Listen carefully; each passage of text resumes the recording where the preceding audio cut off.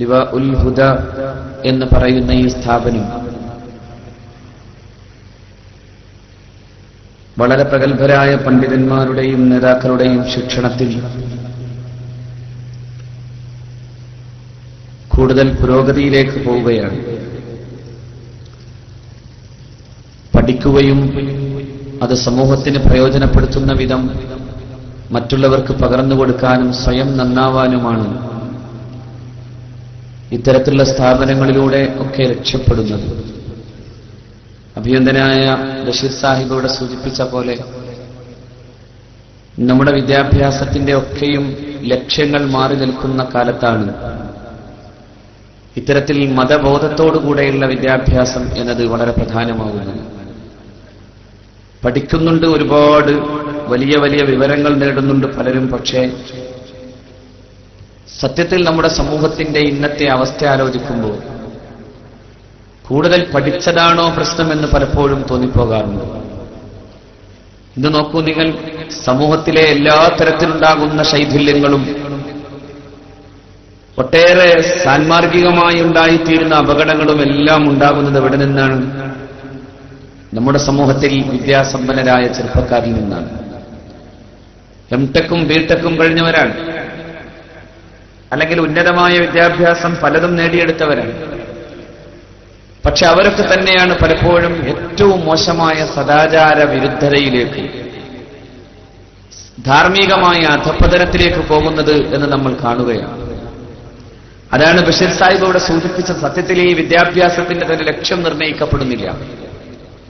വിദ്യാഭ്യാസം എന്ന പദത്തിന് ഇംഗ്ലീഷിൽ എഡ്യൂക്കേഷൻ എന്ന് പറയുന്നതിന് ടു ഡെവലപ്പ് വിത്തിൻ എന്ന് പറയാറുണ്ട്. അതായത് ഉള്ളു വികസിക്കുമ്പോഴാണ് വിദ്യാഭ്യാസം ഉണ്ടാകുന്നത്. മനുഷ്യന്റെ ഉള്ളു വികസിക്കണം, മനുഷ്യന്റെ ഉള്ളു വികസിക്കണം. അവന്റെ ഹൃദയത്തിലാണ് യഥാർത്ഥത്തിൽ വെളിച്ചമുണ്ടാകേണ്ടത്. അങ്ങനെ വെളിച്ചമുണ്ടാകുന്നൊരു മനുഷ്യനുണ്ടാകണം. അതുകൊണ്ടാണ് വെറുതെ എന്തെങ്കിലും കുറെ പഠിച്ചു വെക്കുകയും അത് പകർത്തുകയും അത് ഉത്തരപേപ്പറിലേക്ക് ഛർദ്ദിക്കുന്നത് പോലെ ഛർദ്ദിച്ചിടുകയും ചെയ്യുന്ന വിദ്യാഭ്യാസ രീതി എന്ന് പറയുന്നത് പലപ്പോഴും നമുക്ക് തിന്മകൾ സമ്മാനിക്കുന്നു എന്ന് സൂചിപ്പിച്ചത്. എന്തൊക്കെയോ കുറെ വായിച്ചു പഠിക്കുന്നു, അത് കൊണ്ടുപോയി ഉത്തരപേപ്പറിലേക്ക് ഛർദ്ദിക്കുന്നു. സ്വാമി വിവേകാനന്ദൻ ഇങ്ങനെ പറയുന്നുണ്ട്, education is not the amount of information that is put your brain and runs right there undigested all your life എന്ന് അദ്ദേഹം സൂചിപ്പിക്കുന്നു. വിദ്യാഭ്യാസം എന്ന് പറഞ്ഞാൽ നിങ്ങൾ കുറെ വായിക്കുകയും എന്നിട്ട് കുറെ വിവരങ്ങൾ ഇങ്ങനെ കാണാതെ മനഃപ്പാഠമാക്കി വെക്കുകയും ചെയ്ത് എന്നിട്ട് പിന്നെ അത് ജീവിതത്തിലെ ഏറ്റവും പ്രധാനപ്പെട്ട ഒരു സംഘർഷമായി മാറുന്ന ഒരവസ്ഥയിലേക്ക് എത്തലാണ്. അതല്ല വിദ്യാഭ്യാസം. അതൊരു സംഘർഷമായി മാറുകയാണ്. അൺഡൈജസ്റ്റഡ്, ദഹിക്കാതെ കിടക്കുകയാണ്. 10ലൊക്കെ നമ്മളിങ്ങനെ പഠിക്കും, A+B the whole square സമം A+B the whole square is equal to A square plus 2AB plus B square എന്നൊക്കെ പഠിക്കും. ഞാൻ ആലോചിച്ചു പോകാറുണ്ട്, എന്താ പഠിച്ചതിൽ നിന്നും ഒരു പിടുത്തമില്ല. അതൊന്നും അറിയാഞ്ഞിട്ടല്ല. മാത്സിനൊക്കെ നല്ല മാർക്കുള്ള ഒരാളാണ് ഞാൻ, വെറുതെ പറയല്ല. നല്ല മാർക്കുണ്ട്. അതായത് 73% മാർക്കോട് കൂടെ തന്നെയാണ് അങ്ങനൊരു സംഭവം കടന്നു പോകുന്നത് തന്നെ.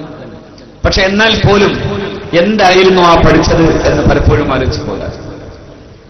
യഥാർത്ഥത്തിൽ മനുഷ്യനെ ഉണ്ടാക്കിയെടുക്കുന്ന വിദ്യാഭ്യാസ രീതി അതാണ് നമ്മുടെ ഈ ഇത്തരം സ്ഥാപനങ്ങളിലൂടെ ഉണ്ടാകുന്നത്. അതാണ് രണ്ടും പഠിക്കലാണ്. ഈ രണ്ടും എന്നതിനെ കൂടി അങ്ങനെ പറയേണ്ടെന്ന് എനിക്ക് പലപ്പോഴും തോന്നിപ്പോകാറുണ്ട്. രണ്ടും ഒന്നാണ്. പക്ഷേ അതിന് അവസാനം അതിനൊരു ആത്യന്തിക ലക്ഷ്യമുണ്ട്. ഇതെല്ലാം പഠിച്ചു തീരുമ്പോൾ ഉടമസ്ഥനെ തിരിച്ചറിയാൻ കഴിയുന്നൊരു ബോധമുണ്ടാകണം. അള്ളാഹു അതിന് തൗഫീഖ് തരുമാറാകട്ടെ. അതുകൊണ്ടല്ലേ പരിശുദ്ധ ഖുർആൻ ആദ്യം മനുഷ്യനോട് ആവശ്യപ്പെടുന്നത് വായിക്കണമെന്നല്ലേ? ഇഖ്റ ബിസ്മി റബ്ബിക്കല്ലദീ ഖലഖ ഖലഖൽ ഇൻസാന മിൻ അലഖ് ഇഖ്റ വറബ്ബുക്കൽ അക്രം അല്ലദീ അല്ലമ ബിൽ ഖലം അല്ലമൽ ഇൻസാന മാ ലം യഅലം. വായിക്കണം. ബിസ്മി റബ്ബിക്കല്ലദീ ഖലഖ്, സൃഷ്ടിച്ച നാഥന്റെ നാമധേയത്തിൽ വായിക്കണം. ഖലഖൽ ഇൻസാന മിൻ അലഖ്, ഉമ്മയുടെ ഗർഭപാത്രത്തിൽ അള്ളിപ്പിടിച്ചിരിക്കുന്ന ഒരു രക്തപിണ്ഡത്തിൽ നിന്ന് മനുഷ്യനെ സൃഷ്ടിച്ച അല്ലാഹുവിന്റെ നാമധേയത്തിൽ വായിക്കണം. ഒരൊറ്റ പ്രയോഗം ലോകത്തെ പ്രഗത്ഭരായ ശാസ്ത്രകാരന്മാരെ അത്ഭുതപ്പെടുത്തിയതാണ്. ഖലഖൽ ഇൻസാന മിൻ അലഖ്, ഉമ്മയുടെ ഗർഭപാത്രത്തിൽ അള്ളിപ്പിടിച്ചിരിക്കുന്ന രക്തയിൽ നിന്ന് മനുഷ്യനെ സൃഷ്ടിച്ച അല്ലാഹുവിന്റെ നാമധേയത്തിൽ. ലീച്ച് എന്ന് പറയാം, അലഖത്ത്, അട്ട.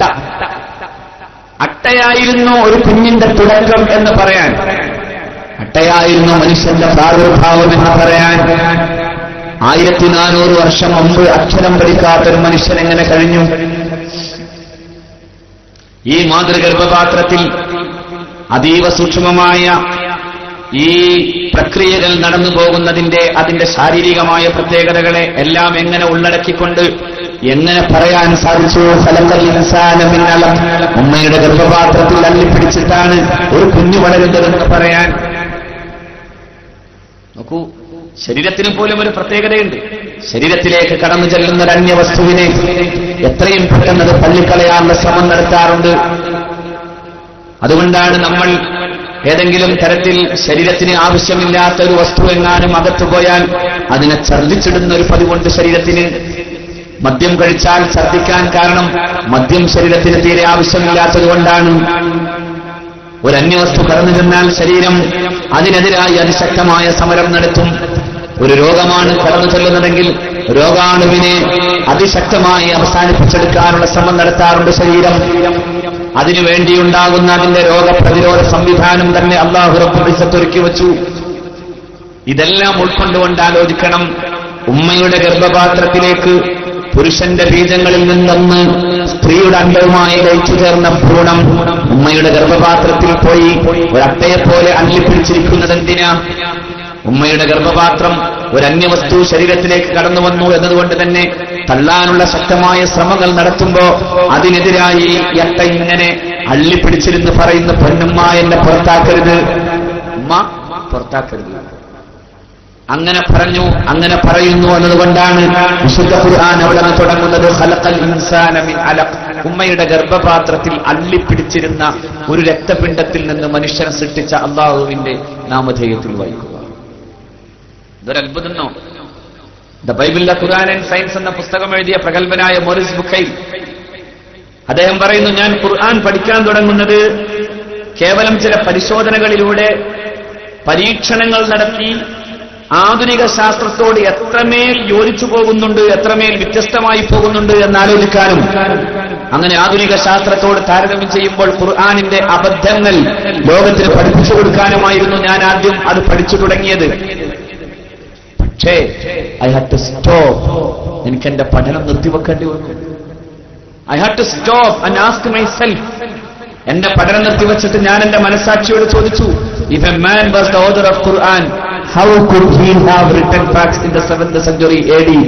7ാം നൂറ്റാണ്ടിൽ ഒരു മനുഷ്യന്, അക്ഷരാഭ്യാസമില്ലാത്തൊരു മനുഷ്യന് 7ാം നൂറ്റാണ്ടിൽ ഇത്രമേൽ വലിയ യാഥാർത്ഥ്യങ്ങളെക്കുറിച്ച് അദ്ദേഹത്തിന് എങ്ങനെ എഴുതാൻ സാധിച്ചു? How could a man from being illiterate become the most important author? ആ ഹൗളിംഗ് അത്ര വേണോ? അത് ഇവർക്ക് എത്ര മനസ്സിലാവും? കേൾക്കണ്ടോ? മനസ്സിലാക്കാൻ പറ്റുന്നുണ്ടോ? ഇതിങ്ങനെ ഈ ശബ്ദം ഇങ്ങനെ വലിയ ശബ്ദത്തോട് എനിക്ക് വലിയ താല്പര്യമുള്ള ആളല്ല. ഇപ്പോ 1,00,000 വാട്ട്സും 25,000 വാട്ട്സും 50,000 വാട്ട്സും ഒക്കെയാണ്. ഞാൻ പറഞ്ഞ കാര്യം മനസ്സിലാകലാണ് പ്രധാനം. അല്ലാതെ കുറെ ഒച്ച കേട്ടു തിരിച്ചുപോയി അത് കഴിഞ്ഞിട്ട് എന്താ അതിന്നിപ്പോ ഇങ്ങനെ വല്ലാതെ നടക്കണ്ട അല്ലാഹു ആയാലും. അപ്പൊ അതുകൊണ്ട് മോനെ വല്ലാതെ ശല്യം ഉണ്ടാക്കുന്ന ഒച്ചയിലേക്ക് പോകണ്ട. How could a man from being illiterate become the most important author? അക്ഷരം പഠിക്കാത്ത ഒരു മനുഷ്യൻ, അക്ഷരാഭ്യാസമില്ലാത്തൊരു മനുഷ്യൻ എങ്ങനെ ഈ മഹാഗ്രന്ഥത്തിന്റെ രചയിതാവാകാൻ സാധിച്ചു എന്നാണ് മോറിസ് ബുക്കൈലിന്റെ ചോദ്യം. എന്നിട്ട് അദ്ദേഹം പറയുന്നുണ്ട്, ഞാൻ പഠിക്കുമ്പോ ഈ ഗ്രന്ഥം മുഹമ്മദ് നബിയാണ് എഴുതിയത് എന്ന രൂപങ്ങളിൽ പല ആളുകൾ നടത്തിയിട്ടുള്ള പരാമർശങ്ങളെ മുഴുവനും വിശദീകരിച്ച് പഠിച്ചപ്പോ എനിക്കൊരു കനസിലും അത് തീർത്തും വാസ്തവവിരുദ്ധമാണ്. എന്തുകൊണ്ട്? ഈ പ്രവാചകൻ അക്ഷരം പഠിക്കാതെ ഇത്രമേൽ വലിയ സത്യങ്ങളെ കുറിച്ച് പറയാൻ അദ്ദേഹത്തിന് സാധ്യമല്ല. അശ്ഹദു അല്ലാ ഇലാഹ ഇല്ലല്ലാഹ് വ അശ്ഹദു അന്ന മുഹമ്മദർ റസൂലുള്ളാഹ് എന്ന് പറയാൻ മോറിസ് ബുക്കൈലിനെ പ്രേരിപ്പിച്ചത് പരിശുദ്ധ ഖുർആനിലെ ഒരൊറ്റ വചനം. അങ്ങനെ എന്തെല്ലാം ശരിക്കും ഇങ്ങനെ ഖുർആന്റെ വഴിയെ പോയാൽ നമ്മളിങ്ങനെ അത്ഭുതപ്പെടും. അങ്ങനെ എന്തെല്ലാം അക്ഷരം പഠിക്കാത്തൊരു മനുഷ്യൻ ഖുർആനെ സമർപ്പിക്കുന്ന മഹാനായ പ്രവാചകർ സല്ലല്ലാഹു അലൈഹി വസല്ലം അക്ഷര വിദ്യാഭ്യാസമില്ലാത്ത ഒരു അങ്ങനെ ആ അർത്ഥത്തിൽ യോഗ്യനല്ലാത്ത ഒരാൾ എന്ന് ഖുർആൻ അഭിമാനപൂർവ്വം തന്നെയാണ് പറയുന്നത്. നമ്മളിന്ന് യോഗ്യതകളുടെ കണക്ക് പറയുന്നു. അള്ളാഹുവിന്റെ പ്രവാചകനെ കുറിച്ച് അള്ളാഹു പറഞ്ഞത് അക്ഷരം പഠിച്ചിട്ടില്ല എന്നതാണ്. അല്ലദീന യത്തബിഊന അർറസൂലൻ നബിയ്യൽ ഉമ്മിയ, അക്ഷരം പഠിക്കാത്ത നബി. ഒരു വാക്കുപോലും ഒരു ഉസ്താദിന്റെ അടുക്കൽ നിന്ന് പഠിക്കാതിരുന്ന നബി സ്വല്ലല്ലാഹു അലൈഹി വസല്ലം. ഒരു ഗുരുവിന്റെയും മുമ്പിൽ പോയി ഏതെങ്കിലും തരത്തിലുള്ള കഴിഞ്ഞകാല വേദഗ്രന്ഥങ്ങളുടെ പഠനങ്ങൾ നടക്കാതിരുന്ന പ്രവാചകൻ, അങ്ങനെ ഒരു പ്രവാചകനെയാണ് മുഹമ്മദ് റസൂൽ സല്ലല്ലാഹു അലൈഹി വസല്ലം തങ്ങളെയാണ് അള്ളാഹു അയക്കുന്നത്. എന്തിനാത്? നേരത്തെ എവിടെന്നെങ്കിലും പഠിച്ചു എന്ന് പറയാനുള്ള ഒരു യോഗ്യതയും അള്ളാഹുവിന്റെ പ്രവാചകന്റെ ചരിത്രത്തിൽ എവിടെയും നമുക്ക് കാണാനാവുന്നില്ല. എവിടെയും അള്ളാഹുവിന്റെ പ്രവാചകർ സല്ലല്ലാഹു അലൈഹി വസല്ലം പഠിച്ചതായി കാണാനാവില്ല. ഖുർആൻ അത് നിരന്തരം പറയണം. ഹുവല്ലദീ ബഅസ ഫിൽ ഉമ്മീന റസൂലൻ മിൻഹും, ആരാണ് അല്ലാഹു? അല്ലദീ ബഅസ ഫിൽ ഉമ്മീന റസൂലൻ മിൻഹും, അക്ഷരം പഠിക്കാത്തൊരു ജനതയിലേക്ക് അക്ഷരാഭ്യാസമില്ലാത്തൊരു പ്രവാചകനെ തന്നെ അയച്ചു അവൻ. പക്ഷെ അത് കൊണ്ടുവന്നതോ എല്ലാം അത്ഭുതം. ഇവിടെ ബഹുമാന്യനായ ബഷീർ സാഹിബ് സൂചിപ്പിച്ചല്ലോ തേനീച്ച. നിങ്ങൾ അരച്ചു നോക്കൂ, തേനീച്ചയോട് അല്ലാഹു പറയുന്നു വഔഹാ റബ്ബുക ഇലൻ നഹൽ, വഔഹാ റബ്ബുക ഇലൻ നഹൽ അനിത്തഖിദീ മിനൽ ജിബാലി ബുയൂതൻ വമിനശ് ശജരി വമിമ്മാ യഅ്രിശൂൻ. അല്ലാഹു തേനീച്ചക്ക് നിന്റെ നാഥൻ വഹി അറിയിച്ചു കൊടുത്തു. വഔഹാ റബ്ബുക ഇലൻ നഹൽ, തേനീച്ചക്ക് നിന്റെ നാഥൻ വഹി അറിയിച്ചു കൊടുത്തു. എന്താ വഹി അറിയിച്ചു കൊടുത്തത്? അനിത്തഖിദീ മിനൽ ജിബാലി ബുയൂത, വീടുകൾ ഉണ്ടാക്കേണ്ടത് നീ പർവ്വതങ്ങളിൽ നീ വീടുണ്ടാക്കണം. വമിനശ് ശജരി, മരപ്പത്തുകളിൽ നീ വീടുണ്ടാക്കണം. വമിമ്മാ യഅ്രിശൂൻ, ആളുകൾ വീടുണ്ടാക്കിയിട്ടുള്ളിടത്തിൽ നിന്ന് തന്നെ വീടുണ്ടാക്കണം. നിന്റെ വീടുകൾ അങ്ങനെ ഉണ്ടാക്കണം. ഹെക്സഗൺ ടൈപ്പിലാണ് തേനീച്ച വീട് പണിയുന്നത്. ആ വീട്ടിൽ 35 ഡിഗ്രി സെൽഷ്യസ് ചൂടിനേക്കാൾ അപ്പുറം ഒരിക്കലും അത് പോകുന്നില്ല. എത്രമേൽ കടുത്ത താപത്തിൽ കൊണ്ടുപോയി തേനീച്ചയുടെ കൂട് വച്ചാലും തേനീച്ച കൂടെപ്പോഴും മിതമായ ഒരു ശീതോഷ്ണാവസ്ഥയിൽ തന്നെ നിലനിൽക്കുന്നു എന്നാണ് ആധുനിക ശാസ്ത്രകാരന്മാരുടെ കുറിക്കുന്നത്. ഇങ്ങനെ തേനീച്ച കൂടിനെ ഇങ്ങനെ കൃത്യമായൊരു എഞ്ചിനീയറിംഗിൽ പടക്കാൻ സാധിച്ചു. അള്ളാഹു കൊടുത്ത ബോധന. മാത്രല്ല അവിടെ പടച്ചതമ്പുരാൻ പറയുന്ന ഒരു പ്രയോഗത്തെയും കൂടി നമ്മൾ ശരിക്കും ശ്രദ്ധിക്കേണ്ടത് എന്നാണ്. ഇത്തഖിദി, ഏ പെണ്ണെ നീ കൂടുണ്ടാക്കണം എന്നാണ്. കുലി, ഏ പെണ്ണെ നീ പോയി ഭക്ഷണം തേടണം എന്നാണ്. കുലി. പിന്നെ വസുലുക്കി, അങ്ങനെയാണ്. എല്ലാം സ്ത്രീലിംഗ പ്രയോഗമാണ്. നോക്കൂ, അക്ഷരമറിയാത്തൊരു പ്രവാചകൻ, ഈ ജന്തുശാസ്ത്രത്തിന്റെ ABC പോലും അറിയാത്ത മുഹമ്മദ് നബി സ്വല്ലല്ലാഹു അലൈഹി വസല്ലം തേനീച്ചകളുടെ കൂട്ടത്തിൽ ഒരു റാണിയാണ് തേനീച്ചകളെ മുഴുവൻ നയിക്കുന്നതെന്ന് ആധുനിക ശാസ്ത്രകാരന്മാർ പറയുമ്പോ 1400 കൊല്ലം മുമ്പാണ് വിശുദ്ധ ഖുർആൻ പറയുന്നത് ഇത്തഖിദി ഖുലി വസുലുക്കി. എല്ലാം സ്ത്രീലിംഗ പ്രയോഗമാണ്. കുൽ എന്ന് പറഞ്ഞില്ല, ഇത്തഖിദ് എന്നും പറഞ്ഞില്ല, ഉസ്ലുക് എന്നും പറഞ്ഞില്ല. എന്നാൽ ആണുങ്ങളോട് പറയണമായിരുന്നു. ഇനി ഒരുപാട് തേനീച്ചകളോടും പറയാമായിരുന്നു, അങ്ങനെയും പറയാമായിരുന്നു. ഇത്തഖിദു എന്ന് പറയാമായിരുന്നു, വസ്ലുഖു എന്ന് പറയാമായിരുന്നു, ഖുലു എന്നും പറയാമായിരുന്നു. ഖുർആന് അന്തമില്ലാതെ അങ്ങനെയല്ല പറഞ്ഞത് പരിശുദ്ധ ഖുർആൻ. ഇവിടെ നേതാവ് പെണ്ണാണ്. ആ പെണ്ണിനോടാണ് അല്ലാഹുവിന്റെ കൽപ്പന. ഇത്തഖിദി, ഏ പെണ്ണെ നീ പോയി കൂടുണ്ടാക്ക്. ഖുലി, നീ പോയി തന്നെ. കണ്ട, ഏകവചന പ്രയോഗമാണ്. ഇനി പെണ്ണുങ്ങൾ മാത്രമാണ് എന്നുള്ള ധാരണയിലായിരുന്നുവെങ്കിൽ അവിടെ അങ്ങനെയും പറയാൻ പാടില്ലായിരുന്നു. ഇത്തഖിദ്ന എന്ന് പറയണമായിരുന്നു, അങ്ങനെ പറയണമായിരുന്നു. അങ്ങനെയുമല്ല പറഞ്ഞത്.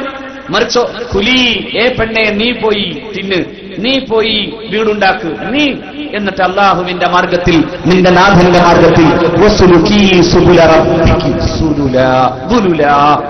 വളരെ താഴ്മയോടെ അള്ളാഹുവിന്റെ മാർഗത്തിൽ നീ ജീവിക്കുക എന്നാണ് പുരുഷാർത്ഥം. ആരാ ഇത് പറഞ്ഞത്? ഈ അന്വേഷണം ഒന്ന് തുടങ്ങിയാൽ മാത്രം പോരെ പഠിക്കാൻ.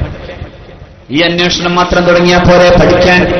നോക്കൂ നിങ്ങൾ, മാതൃഗർഭപാത്രത്തിൽ അള്ളിപ്പിടിച്ചിരിക്കുന്ന രക്തപിണ്ഡത്തിൽ നിന്ന് മനുഷ്യനെ സൃഷ്ടിച്ചു എന്നതിൽ നിന്ന് വായിക്കണമെന്നാണ് അല്ലാഹു പറഞ്ഞത്. എവിടെ വായിക്കണം എന്നല്ല, എങ്ങനെ വായിക്കണമെന്ന്. നാഥന്റെ തൃപ്തിയോടുകൂടെ വായിക്കണം. ഇന്നത് വായിക്കണം എന്നല്ല അല്ലാഹു പറഞ്ഞത്. ഇന്ന് അല്ലാഹുവിന്റെ തൃപ്തി വായിക്കണം, പടച്ചവന്റെ തൃപ്തി. അങ്ങനെ വായിച്ചാൽ അല്ലാഹുവിൽ എന്ന് പറയുന്ന മഹാരഹസ്യത്തിലേക്ക് തന്നെ പോകാം. അന്വേഷിക്കുകയും പഠിക്കുകയും ചെയ്യാൻ പരിശുദ്ധ ഖുർആൻ പറഞ്ഞിടത്തോളം ലോകത്തൊരു മതഗ്രന്ഥവും പറഞ്ഞിട്ടില്ല. അന്വേഷിക്കാനും പഠിക്കാനും പരിശുദ്ധ റസൂൽ പറഞ്ഞിടത്തോളം ലോകത്തൊരു മതാചാര്യനും പറഞ്ഞു തന്നിട്ടില്ല. ഖുർആൻ പറഞ്ഞിടത്തോളം പറഞ്ഞില്ല. ഖുർആൻ പറഞ്ഞത് അന്വേഷിക്കാനാണ്. നോക്കൂ, ഖുർആൻ പറഞ്ഞത് അങ്ങനെയാണ്. إن في خلق السماوات والأرض واختلاف الليل والنهار لآيات لأولي الألباب الذين يذكرون الله قياما وقعودا وعلى جنوبهم ويتفكرون في خلق السماوات والأرض ربنا ما خلقت هذا باطلا سبحانك فقنا عذاب النار. എന്തൊരു മനോഹരമായ ആയത്താണെന്ന് ഇത്. ഈ ആയത്തിന്റെ അന്നത്തെ രാത്രി അഷ്റഫുൽ ഖൽഖ് സ്വല്ലല്ലാഹു അലൈഹി വസല്ലമ തങ്ങൾ ഉറങ്ങിയിട്ടില്ല എന്ന് സയ്യിദുനാ ബിലാൽ ഇബ്നു റബാഹ് റളിയല്ലാഹു അൻഹു റിപ്പോർട്ട് ചെയ്യുന്നു. അന്നത്തെ രാത്രി ആകാശത്തേക്ക് നോക്കിയിരുന്നു പുണ്യനബി. അവിടെ താരകങ്ങളെ നോക്കിയിരുന്നു ഹബീബായ റസൂൽ സ്വല്ലല്ലാഹു അലൈഹി വസല്ലം. എന്നിട്ട് വന്ന് ആയിഷയുടെ വീട്ടിലെ കുടിലിൽ പുണ്യനബി സല്ലല്ലാഹു അലൈഹി വസല്ലം സുജൂദിൽ കിടന്നു നിരന്തരം. ആ പ്രഭാതത്തിന്റെ പാങ്കുലി മുഴക്കാൻ വേണ്ടി വന്ന സയ്യിദുനാ ബിലാൽ ചോദിക്കുന്നുണ്ട് അല്ലാഹുവിന്റെ റസൂലിനോട്, അങ്ങയുടെ പ്രകൃതം കണ്ടിട്ട് ഇന്നത്തെ രാത്രി ഉറങ്ങിയിട്ടില്ലല്ലോ എന്ന് പറയുമ്പോ സയ്യിദുനാ മുഹമ്മദ് റസൂൽ പറയുന്നുണ്ട് സല്ലല്ലാഹു അലൈഹി വസല്ലം, ഇന്നത്തെ രാത്രിയിൽ എനിക്ക് അല്ലാഹു സമ്മാനിച്ചതൊരു ചിന്തോദ്ദീപകമായ ആയത്താണ്, അതീവമായ രഹസ്യങ്ങളിലുള്ള അടങ്ങിയിട്ടുള്ള ഒരു ആയത്താണ്. ആ ആയത്ത് ഞാൻ ഇങ്ങനെ ചിന്തിച്ചുകൊണ്ട് തന്നെ എന്റെ ഈ രാത്രി മുഴുവനും ആലോചനയിലായിരുന്നു എന്ന് സയ്യിദുനാ മുഹമ്മദ് റസൂൽ.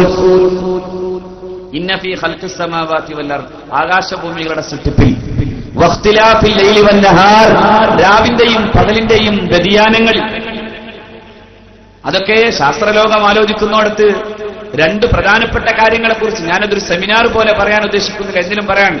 രണ്ട് പ്രധാനപ്പെട്ട കാര്യങ്ങളുണ്ട്. ഈ പ്രപഞ്ചത്തിന്റെ അടിസ്ഥാനപരമായ രണ്ട് കാര്യങ്ങളാണ് അവിടെയുള്ളത്. ഒന്ന് സ്പേസ് ആൻഡ് ടൈം. കുട്ടികളെ ശരിക്കും മനസ്സിലാക്കിക്കോളൂ, ഈ ഗ്രന്ഥം പറഞ്ഞ പോലെ ശക്തമായി ഇത്തരം വർത്തമാനം പറഞ്ഞ ഒരു ഗ്രന്ഥവും ലോകത്തില്ല. സ്പേസ് ആൻഡ് ടൈം, കാലവും സ്ഥലവും, ഇതില്ലാതെ പ്രപഞ്ചമില്ല. ഇത് രണ്ടും ആലോചിച്ചിറങ്ങിയാൽ ഒരുപാട് ദൃഷ്ടാന്തങ്ങൾ. ചിന്തിക്കുന്ന ആളുകൾക്ക് ഒരുപാട് ദൃഷ്ടാന്തങ്ങൾ. ആരാ ചിന്തിക്കുന്നവൻ? അല്ലദീന യദ്കുറൂന അല്ലാഹ്, എന്നിട്ട് അവൻ നിരന്തരം അല്ലാഹുവിനെ ഓർക്കുന്നവനാണ്.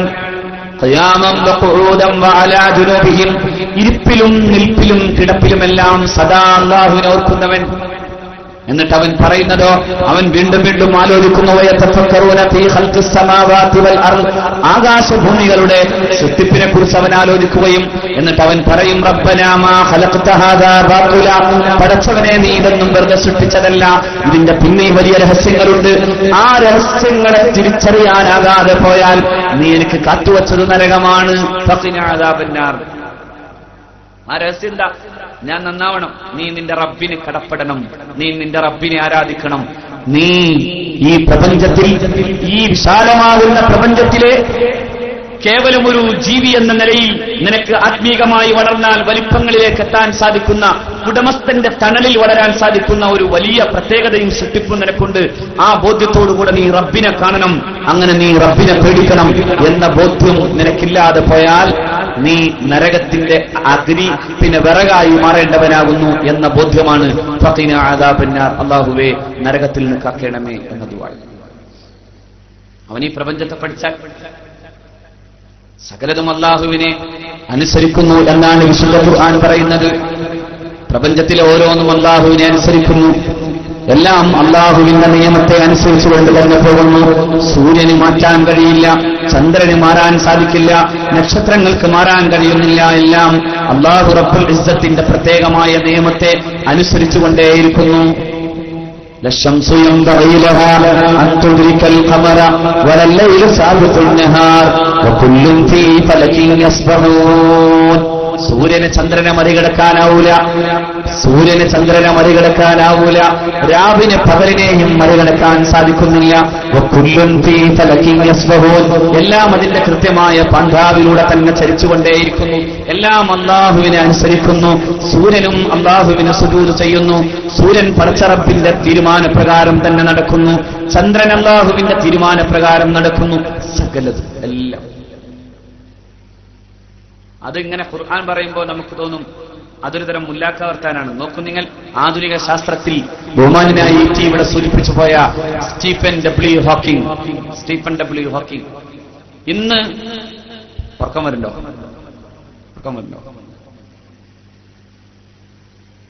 ഇന്ന് ഈ ഭൂമിയിൽ ജീവിക്കുന്നവരിൽ ഏറ്റവും പ്രധാനപ്പെട്ട ആധുനിക ശാസ്ത്രകാരനാണ് സ്റ്റീഫൻ ഡബ്ല്യു ഹോക്കിംഗ്. അദ്ദേഹത്തിന്റെ A brief history of time എന്ന പുസ്തകത്തിൽ എഴുതുന്നുണ്ട്, ഈ പ്രപഞ്ചം എങ്ങനെ എന്തിനു സൃഷ്ടിക്കപ്പെട്ടു എന്നൊരാലോചനയുണ്ടായാൽ, ഈ പ്രപഞ്ചത്തിന്റെ സൃഷ്ടിപ്പിനെ കുറിച്ചുള്ള ആലോചനയിൽ അവസാനം മനുഷ്യന് പറയേണ്ടി വരുന്നത് ഈ പ്രപഞ്ചത്തിന് ഒരു ദൈവമുണ്ടെന്ന് പറയാതെ മനുഷ്യന് മുന്നോട്ട് പോകാനാവൂല. We would know the mind of God. ദൈവത്തിന്റെ മനസ്സറിയാൻ, ദൈവത്തിന്റെ മനസ്സ്.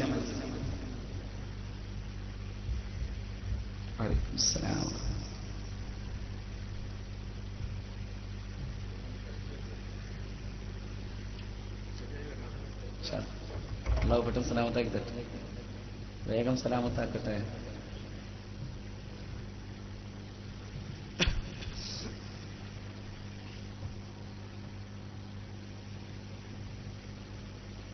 അത് സ്റ്റീഫൻ ഡബ്ല്യു ഹോക്കിങ്ങിന് പറയാൻ കഴിയുന്നത് ഇതെല്ലാം അന്വേഷിച്ചു പോയാൽ അവസാനം ഇതിന്റെ പിന്നിൽ ഒരു ദൈവമുണ്ടെന്ന് പറയാതെ നമുക്ക് മുന്നോട്ട് പോകാനേ കഴിയുന്നില്ലെന്നാണ്.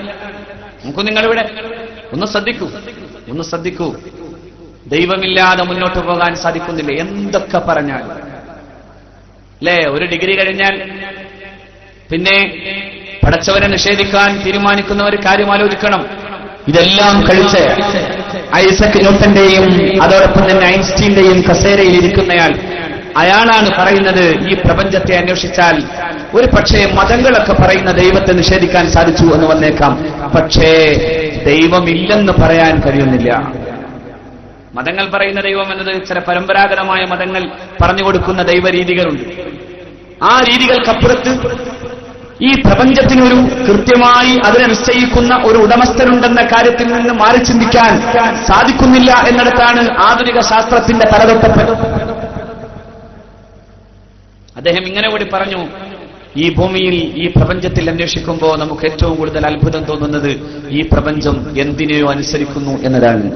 The world around us obeys the laws which have excited the curiosity of human being. ഇതിങ്ങനെ അന്വേഷിച്ചു പോയാൽ മനുഷ്യനെ ഏറ്റവും കൂടുതൽ അലട്ടുന്നത് ഈ പ്രപഞ്ചം ചില നിയമങ്ങളെ അനുസരിക്കും. അതല്ലേ അള്ളാഹു പറഞ്ഞതും? അള്ളാഹു പറഞ്ഞതിതാണ്, ഈ പ്രപഞ്ചത്തിലെ ഓരോന്നും അള്ളാഹുവിനെ അനുസരിക്കുന്നു. വലഹു അസ്ലമ മൻ ഫിസ് സമാവാതി വമൻ ഫിൽ അർള്. ഭൂമിയിലും ആകാശത്തുമുള്ളതെല്ലാം അള്ളാഹുവിനെ അനുസരിക്കുന്നു. സൂര്യനും ചന്ദ്രനും ഒരു കണക്കനുസരിച്ച് തന്നെ പോകുന്നു. നക്ഷത്രങ്ങളും വൃക്ഷലതാദികളും അള്ളാഹുവിനെ സുജൂദ് ചെയ്യുന്നു. അശ്ശംസു വൽ ഖമറു ബിഹുസ്ബാൻ അന്നജ്മു വശ്ശജറു യസ്ജുദാൻ. സൂര്യനും ചന്ദ്രനും ഒരു കണക്കുണ്ട്. ബിഹുസ്ബാൻ, ഒരു കണക്കനുസരിച്ചാണ് അത് പോകുന്നത്. ആ കണക്ക് തെറ്റാൻ കഴിയുന്നില്ല, ആ കണക്കൊരിക്കലും തെറ്റുന്നില്ല. അത് തന്നെയാണ് ഇവിടെയും ഇയാൾ പറയുന്നത്. എന്തിന്? ഐൻസ്റ്റീൻ തന്നെ ഉദ്ധരിക്കുന്നുണ്ട്. ഇവിടെ ഐൻസ്റ്റീൻ ഉദ്ധരിച്ചുകൊണ്ട് തന്നെ പറയുന്നുണ്ട്, ഈ പ്രപഞ്ചം വ്യവസ്ഥാപിതമാണ്, ഈ പ്രപഞ്ചം കണക്കിനനുസരിച്ചാണ്, ഈ പ്രപഞ്ചം തോന്നിയ പോലെ പോവുകയല്ല, അത് വ്യവസ്ഥാപിതമായ സംവിധാനത്തിൽ പോകുന്നു. അശ്ശംസു വൽ ഖമറു ബിഹുസ്ബാൻ, സൂര്യചന്ദ്രാദികൾക്ക് കണക്കുണ്ട്. ആകാശത്തെ ഈ നക്ഷത്രങ്ങളും ഭൂമിയിലെ വൃക്ഷലതാദികളും അല്ലാഹുവിനെ സുജൂദ് ചെയ്യുന്നുണ്ട്, പടച്ചറപ്പിനെ പേടിക്കുന്നുണ്ട്, അവനെ അനുസരിക്കുന്നുണ്ട്. അതിന് ശാസ്ത്രം ഇങ്ങനെ പേരിട്ടത് ദ ലോ ഓഫ് നേച്ചർ, പ്രകൃതിയുടെ നിയമം. അതിനനുസരിക്കുന്നു പ്രകൃതിയുടെ നിയമം. ഞാൻ പറഞ്ഞു വന്നത് ഖുർആനിലേക്കങ്ങ് പോയാൽ, പരിശുദ്ധ ഖുർആനിലേക്കങ്ങ് പോയാൽ, ഖുർആൻ വിശാലമായ അർത്ഥത്തിലേക്കൊന്ന് വായിക്കാൻ ശ്രമിച്ചാൽ ഒരു മനുഷ്യനെ മനുഷ്യനാക്കാൻ കഴിയുന്ന സാമൂഹികവും വൈയക്തികവും സാമ്പത്തികവുമായ നിയമങ്ങൾ ഉൾക്കൊള്ളുന്നതോടൊപ്പം തന്നെ ഈ പ്രപഞ്ചത്തിന്റെ അത്ഭുതങ്ങളിലേക്ക് നോക്കി ഉടമസ്ഥനായ റബ്ബിന്റെ ഈ അത്ഭുതങ്ങൾ മുഴുവനും പഠിക്കാൻ അല്ലാഹു റബ്ബുൽ ഇസ്സത്ത് നമ്മളെ പ്രേരിപ്പിക്കുന്നു.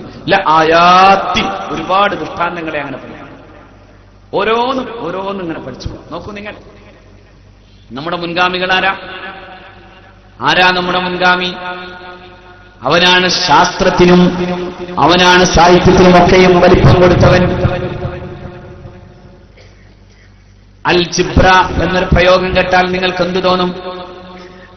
അൽ ജിബ്ര എന്ന പ്രയോഗം, അൽ ജിബ്ര എന്ന് പറഞ്ഞാൽ ഗണിതശാസ്ത്രത്തിലെ ഒരു പ്രധാനപ്പെട്ട സിദ്ധാന്തമാണ് അൽ ജിബ്ര.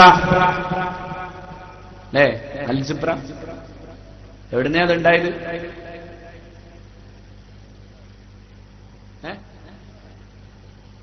അൽ ജബർ, അൽ ജബർ, അൽ ജബർ അല്ലേ? റബ്ബിഗ്ഫിർലി വജ്ബുർനി വർഫഅനി, അല്ലേ? വജ്ബുർനി, ജബർ, പരിഹരിച്ചു തരണേ പടച്ചവനെ എന്റെ ന്യൂനതകൾ. അതെ, എക്സ് ഓർ വൈ ഇതിനെ പരിഹരിക്കാൻ കിട്ടുന്നതൊന്നാണ്. അതിന്റെ ഗണിതശാസ്ത്ര സമീപന രീതിയാണ് അൽ ജിബ്ര. ഇംഗ്ലീഷിൽ അങ്ങനെ പറയുന്നു എന്നേ ഉള്ളൂ. സത്യത്തിൽ അറബി അൽ ജബർ, അൽ ജബർ. അതെ, അൽ ജബറിൽ നിന്നാണ് അൽ ജബർ. ആരാ ഉണ്ടാക്കിയത്? ആരാ അങ്ങനെ ഒരു ചിന്തയുണ്ടാക്കിയത്? അങ്ങനെ ഒരു സിദ്ധാന്തം പറഞ്ഞു തന്നത് മുഹമ്മദ് മുസൽ ഖവാരിസ്മി എന്ന് പറയുന്ന മഹാനായ പണ്ഡിതനാണ്. ആ പണ്ഡിതൻ തന്നെയാണ് റബ്ബുൽ മശ്രിഖൈനി വൽ മഗ്രിബൈൻ അന്വേഷിച്ചു പോയത്. രണ്ട് മഗ്രിബുകൾ എവിടെ? രണ്ട് മശ്രിഖുകളും ഖുർആനിലൂടെ പോയത്. രണ്ട് മശ്രിഖുകൾ, അതായത് സൂര്യന്റെ ഉദയസ്ഥാനങ്ങളായി രണ്ട് മശ്രിഖുകൾ ഇവിടെ പറയുന്നു, രണ്ട് മഗ്രിബുകളും ഇവിടെ പറയുന്നു ഖുർആനിൽ. എങ്കിൽ ഈ ഗോളപ്രപഞ്ചത്തിൽ രണ്ട് ഭാഗങ്ങളിലായി സൂര്യോദയവും രണ്ട് ഭാഗങ്ങളിലായി സൂര്യാസ്തമാനവും ഉണ്ടാകണം. അപ്പോൾ നമ്മൾ കാണാത്ത മറ്റൊരു ലോകം ഈ ഭൂമിയിൽ തന്നെയുണ്ടെന്ന് മനസ്സിലാക്കാൻ മുഹമ്മദ് മുസൽ ഖവാരിസ്മി യാത്ര ചെയ്തു. സത്യത്തിൽ നമ്മൾ യൂറോപ്പിൽ പഠിപ്പിച്ചു തന്ന ചരിത്രത്തിലൂടെ പഠിക്കുന്നു എന്നതുകൊണ്ട് തന്നെ കൊളംബസ് ഡിസ്കവേർഡ് അമേരിക്ക എന്നിങ്ങനെ മനപ്പായസമാണെന്നു എന്ന് മാത്രം. സത്യത്തിൽ അമേരിക്ക എന്ന് പറയുന്ന മറ്റൊരു ഈ ഭൂഖണ്ഡത്തിലെ തന്നെ മറ്റൊരു പ്രദേശത്തെ കണ്ടെത്താൻ സാധിച്ചത് മുസൽ ഖവാരിസ്മിയുടെ യാത്രയിലാണ്. പക്ഷേ മുഹമ്മദ് മുസൽ ഖവാരിസ്മി അപ്രസക്തമാവുകയും കൊളംബസിനെ അങ്ങനെ ചരിത്രത്തിൽ പ്രതിഷ്ഠിക്കുകയും ചെയ്യുമ്പോ നമ്മളിങ്ങനെ പറഞ്ഞു പഠിച്ചുകൊണ്ടേയിരിക്കുന്നു. Columbus discovered America.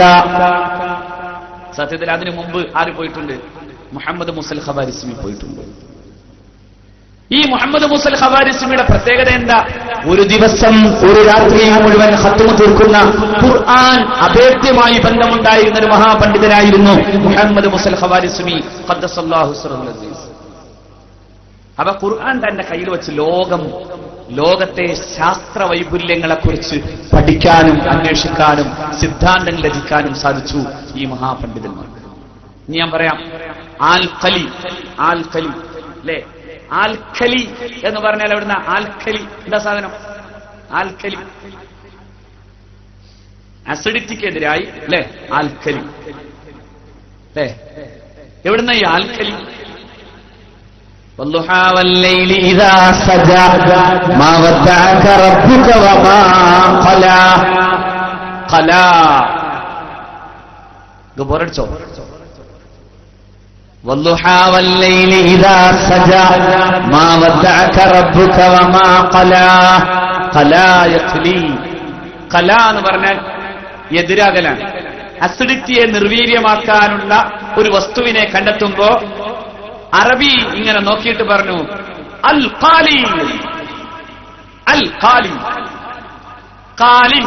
അതിലേക്ക് അലിഫ് ലാം ചേർന്നാൽ അൽ ഖാലി. അത് ഇംഗ്ലീഷിൽ വന്നപ്പോ അൽക്കലി.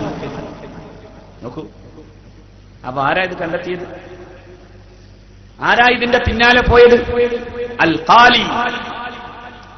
അലിഫ്ലാമ് ചേരുമ്പോ സ്വാഭാവികമായും തൻവീൻ പോകണം. അങ്ങനെ വന്നപ്പോ അൽ ഖാലി, അൽ ഖാലി. അതിനെ ഇംഗ്ലീഷിൽ എഴുതിയപ്പോ അൽക്കലി. ഇംഗ്ലീഷിലൊരു വസ്തു അറബിയിൽ നിന്ന് പറഞ്ഞു പോകുമ്പോൾ സ്വാഭാവികമായി ഉണ്ടാകുന്ന അതിന്റെ ഒരു വേഷപ്പകർച്ചയുണ്ട്. ഇംഗ്ലീഷിന് അങ്ങനെ ഒരു പ്രത്യേകതയുമുണ്ട്.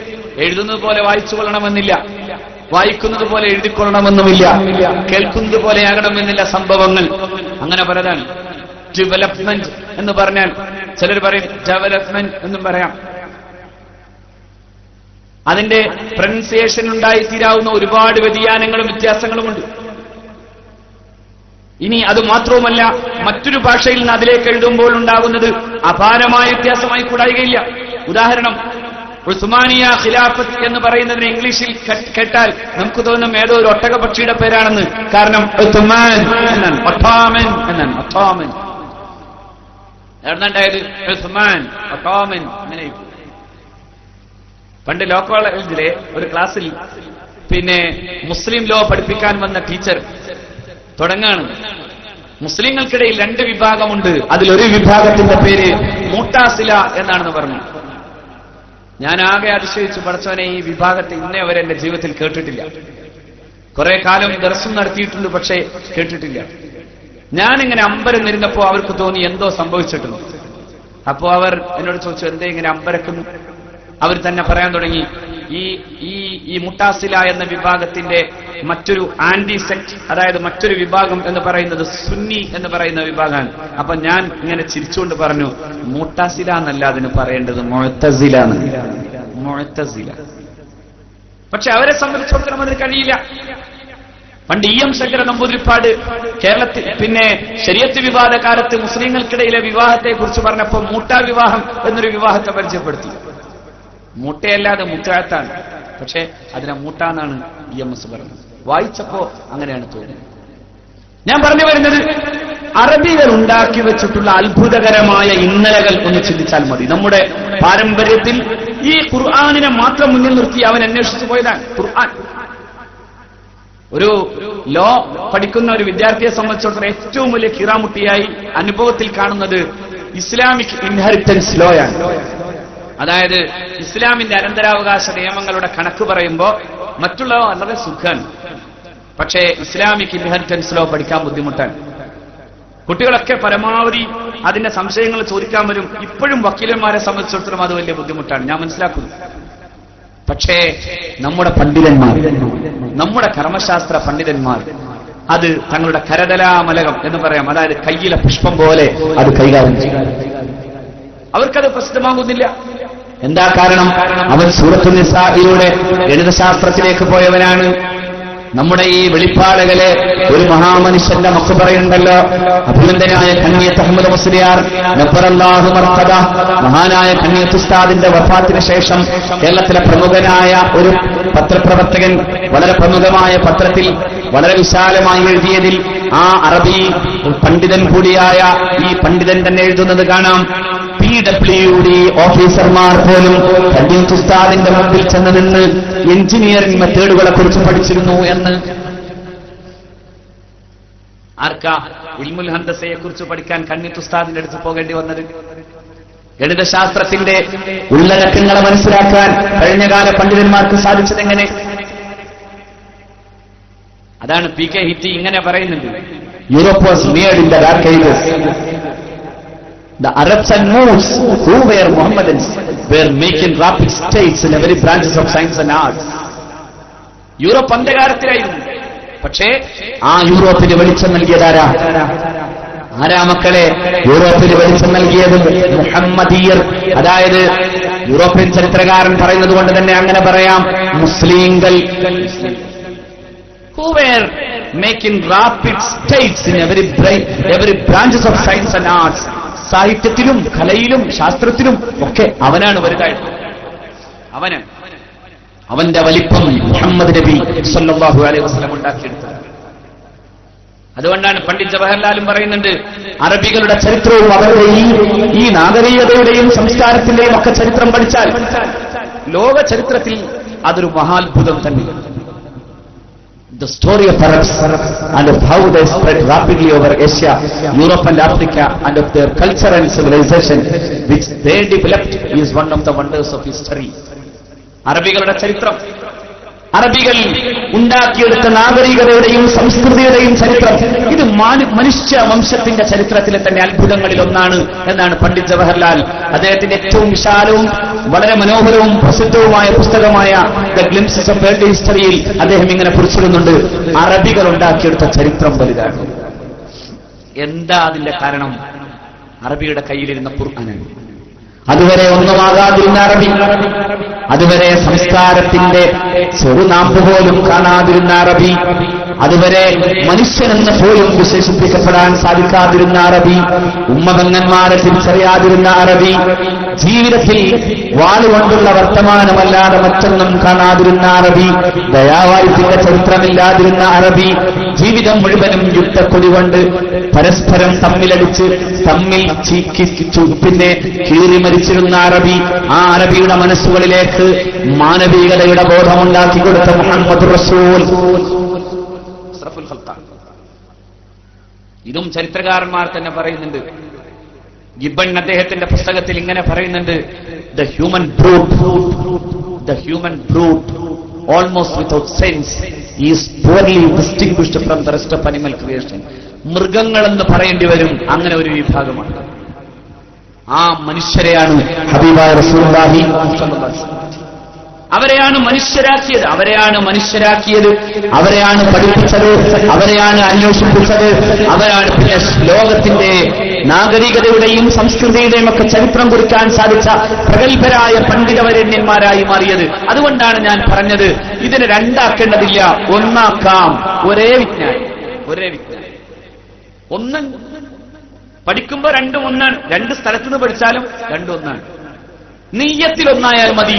ഞാൻ കെമിസ്ട്രി പഠിക്കുമ്പോൾ പഠിച്ചവനെ ഇതിന്റെ പിന്നിലുള്ള നിന്നെ തന്നെ കാണാനാണ് എന്റെ കെമിസ്ട്രി എന്ന് പഠിച്ചാൽ മതി. ഞാൻ മെഡിക്കൽ സയൻസ് പഠിക്കുമ്പോൾ പഠിച്ചവനെ അനാട്ടമി എന്നത് മാത്രം മതി. എന്റെ റബ്ബ് നീയാണെന്ന ബോധ്യത്തിലേക്ക് എത്താൻ, നിന്റെ വലിപ്പമറിയാൻ, നിന്റെ അത്ഭുതകരമായ നിന്റെ ശേഷികളെ കുറിച്ച് മനസ്സിലാക്കാൻ, നീ എന്റെ ശരീരത്തിൽ കാണിച്ചു വെച്ചിട്ടുള്ള ഈ അത്ഭുതകരമായ അവസ്ഥകളെ കുറിച്ച് പഠിക്കാൻ, അതിലൂടെ നിന്നെ പേടിക്കാൻ അത് മതിയാകുമെന്ന ബോധ്യമുണ്ടാകാൻ അനാട്ടമി പഠിച്ചാൽ മതി. പക്ഷെ അതിന് പഠിക്കണം. അതിനാണ് പഠിക്കുന്നത്. അതാണ് ഞാൻ ഇറ്റി വെറുതെ അങ്ങ് പോയപ്പോ ഞാൻ അറിയാതെ എന്റെ കൂടെ പോയതാണ്. ഞാൻ സത്യത്തിൽ ഇങ്ങനെ ഒരു മാറ്റമായിട്ടല്ല ഉദ്ദേശിച്ചത്. പക്ഷെ ഇറ്റി വന്നത് അങ്ങനെയാണ്. വളരെ പ്രൗഢമായി ഇറ്റി, എന്നാൽ ലളിതമായി ഇറ്റി അങ്ങനെ അങ്ങ് പോയപ്പോ ഞാൻ അതിന്റെ പിന്നാലെ ഇന്ന് കടന്നുപോയതാണ്. എന്നാലും എന്റെ പ്രിയപ്പെട്ട സഹോദരന്മാരെ, സത്യത്തിൽ നാം ഖുർആനിനെ അങ്ങനെ ഒന്ന് വായിച്ചെടുക്കുക. പരിശുദ്ധ ഖുർആൻ ഇതെല്ലാം ഉൾക്കൊള്ളിച്ചുകൊണ്ടാണ്. ഇങ്ങനെ ഒരു നാഗരികതയാണ് ഖുർആൻ നമ്മുടെ മുമ്പിൽ തന്നത്. നിരന്തരമായ അന്വേഷണത്തിന്റെ ഒരു നാഗരികത. നോക്കൂ, 18ാം നൂറ്റാണ്ടിൽ അന്വേഷണത്തിന് തുടക്കമിടാൻ ഗലീലിയെയും കോപ്പർനിക്കസിനെയും പോലെയുള്ള ശാസ്ത്രകാരന്മാർ അത്തരമൊരു ചിന്ത തുടങ്ങുമ്പോ ഇൻക്വിസിഷൻ കോർട്ട് എന്ന പേരിൽ, അതായത് കുറ്റവിചാരണ കോടതി എന്ന പേരിൽ ഒരു കോടതി ഉണ്ടാക്കി ശാസ്ത്രത്തെ, അന്വേഷണത്തെ, ബുദ്ധിപരമായ ചിന്തകളെ അവസാനിപ്പിച്ചെടുക്കാൻ ആഗ്രഹിച്ചത് യൂറോപ്പിലെ മതപുരോഹിത്യമാണ്. അതായത് ചർച്ച്, ക്രൈസ്തവ ചർച്ചാണ്. ഇസ്ലാം ലോകത്തെവിടെയും അങ്ങനെ ഒരു ചിന്ത ഉണ്ടാക്കിയിട്ടില്ല. ഇസ്ലാം ഒരു പുസ്തകവും കത്തിച്ചിട്ടില്ല, ഒരു ലൈബ്രറിയും ഇസ്ലാം കത്തിച്ചിട്ടില്ല. പരിശുദ്ധ ഇസ്ലാമിന്റെ ചരിത്രത്തിലൂടെ കടന്നുവന്ന മഹാരഥന്മാരായ ഭരണാധികാരികളിൽ ആരും തന്നെ വിജ്ഞാനത്തിനെതിരായ ഒരു വർത്തമാനവും പറഞ്ഞിട്ടില്ലെന്ന് മാത്രമല്ല, ലോകത്തെ ജ്ഞാനങ്ങൾ ശേഖരിച്ചവർ മുസ്ലിങ്ങളാണ്. ഇന്ത്യയിൽ നിന്ന് പൂജ്യത്തെ കൊണ്ടുപോയി ലോകത്തിന് പറഞ്ഞു കൊടുക്കാൻ അതിനെ സിഫർ എന്നാക്കി മാറ്റിയത് പരിശുദ്ധമായ ദീനിന്റെ മാർഗത്തിൽ ജീവിച്ച അറബികളാണ്. ഇന്ത്യയിൽ നിന്ന് പൂജ്യം, അതായത് പൂജ്യം ഉണ്ടായത് ഇന്ത്യയിലാണെന്നാണ്. ഗണിതശാസ്ത്രത്തിന് പൂജ്യമില്ലെങ്കിൽ ഗണിതശാസ്ത്രം ഒരു വട്ടപൂജ്യമാണ്. ആ പൂജ്യം ലോകത്തിന് സമ്മാനിച്ചത് മുസ്ലിങ്ങളാണ്. നോക്കൂ, അങ്ങനെ ഞാൻ പറഞ്ഞു വന്നത്, അങ്ങനെ ഈ ഗ്രന്ഥം ഉണ്ടാക്കിയെടുത്ത മാറ്റം, ആ മാറ്റത്തിന് നേതൃത്വം കൊടുത്ത അഷ്റഫുൽ ഖൽഖ് ത്വാഹ റസൂലുള്ളാഹി ഹബീബിന്റെ ജീവിതം ഖുർആനായിരുന്നു. അതുകൊണ്ടാണ് സയ്യിദത്തുന ആയിഷത്തു സിദ്ദീഖ റളിയല്ലാഹു അൻഹയോട് അല്ലാഹുവിന്റെ പ്രവാചകരുടെ വിശിഷ്ട സ്വഭാവത്തെക്കുറിച്ച് ചോദിക്കുമ്പോൾ മഹാനായ പ്രവാചകന്റെ സ്വഭാവത്തെക്കുറിച്ച് മഹദിക്ക് പറയാനുണ്ടായിരുന്നത് അൽ ഖുർആൻ, ഖുർആൻ മറ്റൊന്നല്ല ഖുർആൻ. എന്താണോ ഖുർആൻ അതാണ് അഷ്റഫുൽ ഖൽഖ് സല്ലല്ലാഹു അലൈഹി വസല്ലം.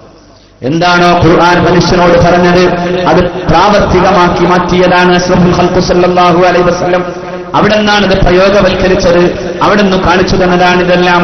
സമൂഹത്തിൽ എങ്ങനെ, ജീവിതത്തിൽ എങ്ങനെ, വൈയക്തിക ജീവിതത്തിൽ എങ്ങനെ, ദാമ്പത്യ ജീവിതത്തിൽ എങ്ങനെ, സാമ്പത്തിക കൈകാര്യങ്ങളിൽ എങ്ങനെ, രാഷ്ട്ര നിർമ്മാണത്തിൽ എങ്ങനെ, ഭരണ നൈപുണ്യത്തിൽ എങ്ങനെ, മാധ്യസ്ഥം വഹിക്കുന്നോടത്ത് എങ്ങനെ, അങ്ങനെ ജീവിതത്തിന്റെ സകല തുറകളിലും മുഹമ്മദ് റസൂൽ.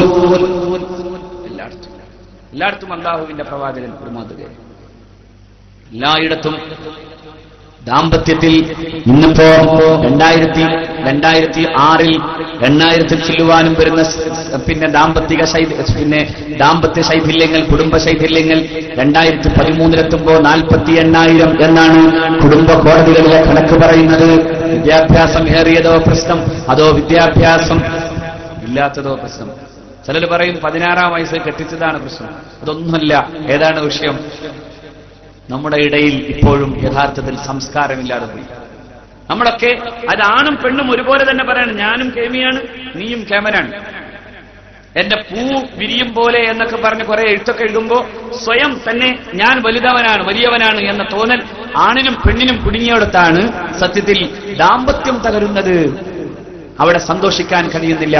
നോക്കൂ, സയ്യിദത്തുന ആയിഷത്തു സിദ്ദീഖ റളിയല്ലാഹു തആല അൻഹ പറയുന്നുണ്ടല്ലോ, മനോഹരമായിരുന്നു മുഹമ്മദ് നബിയുടെ ദാമ്പത്യം. അവിടെ അല്ലാഹുവിന്റെ പ്രവാചകൻ തന്റെ പ്രിയപ്പെട്ടവളുമായി ഓട്ട മത്സരം പോലും നടത്തി എന്ന് ആയിഷ ബീവി റളിയല്ലാഹു അൻഹ പറയുന്നു. ഓട്ട മത്സരം നടത്തി. നാളെ ഇവിടെ ദമ്പതികളുടെ ഓട്ട മത്സരം സംഘടിപ്പിക്കേണ്ട, പക്ഷേ അതിന്റെ അർത്ഥം അത്ര മനോഹരമായിരുന്നു ആ ദാമ്പത്യം. ഓട്ട മത്സരം. ആയിഷ പറയുന്നു, ആദ്യത്തെ ഓട്ട മത്സരത്തിൽ ഞാൻ ജയിച്ചു, പക്ഷേ രണ്ടാമത്തെ ഓട്ട മത്സരത്തിൽ ഞാൻ പരാജയപ്പെട്ടു. കാരണം എനിക്ക് ശരീരം കൂടിയിരുന്നു. എന്ന് പറഞ്ഞാൽ തുടക്കത്തിൽ എന്തോടാനും ഏതാകാശത്തേക്ക് പോകാനും ഒക്കെ തയ്യാറാകും. പക്ഷേ രണ്ടാമത് അങ്ങനെ ആകണമെന്നില്ലല്ലോ. അങ്ങനെയാണല്ലോ ഈ മധുവിധിന്റെ സമയത്ത് എന്തു പറഞ്ഞാലും കേൾക്കും. ആകാശത്ത് നിന്ന് പുഷ്പം പറിച്ചു കൊടുക്കണമെന്ന് പറഞ്ഞാലും കേൾക്കും. മലയുടെ മുകളിൽ അങ്ങേ അറ്റത്ത് നിൽക്കുന്നത് കിട്ടണമെന്ന് പറഞ്ഞാലും കേൾക്കും. 2 മാസം കഴിഞ്ഞാലോ? 2 മാസം കഴിഞ്ഞാൽ പിന്നെ ഒന്നും കേൾക്കൂല. അടിയും പിടിയും ബഹളവും. അതൊരു 7 മാസമാകുമ്പോഴേക്കും അങ്ങനെ ആകെ പ്രശ്നം. പക്ഷേ സയ്യിദുനാ മുഹമ്മദ് റസൂൽ സല്ലല്ലാഹു അലൈഹി വസല്ലം ആയിഷ ബീവി പറയുന്നു, 2 തവണ നടത്തിയ ആ ഓട്ട മത്സരം ഒന്നാമത്തേതിൽ ഞാൻ ജയിച്ചു, രണ്ടാമത്തേതിൽ റസൂൽ ജയിച്ചു. കാരണം എനിക്ക് ശരീരം കൂടി പോയി എന്നാണ് സയ്യിദത്തുന ആയിഷത്തു സിദ്ദീഖ.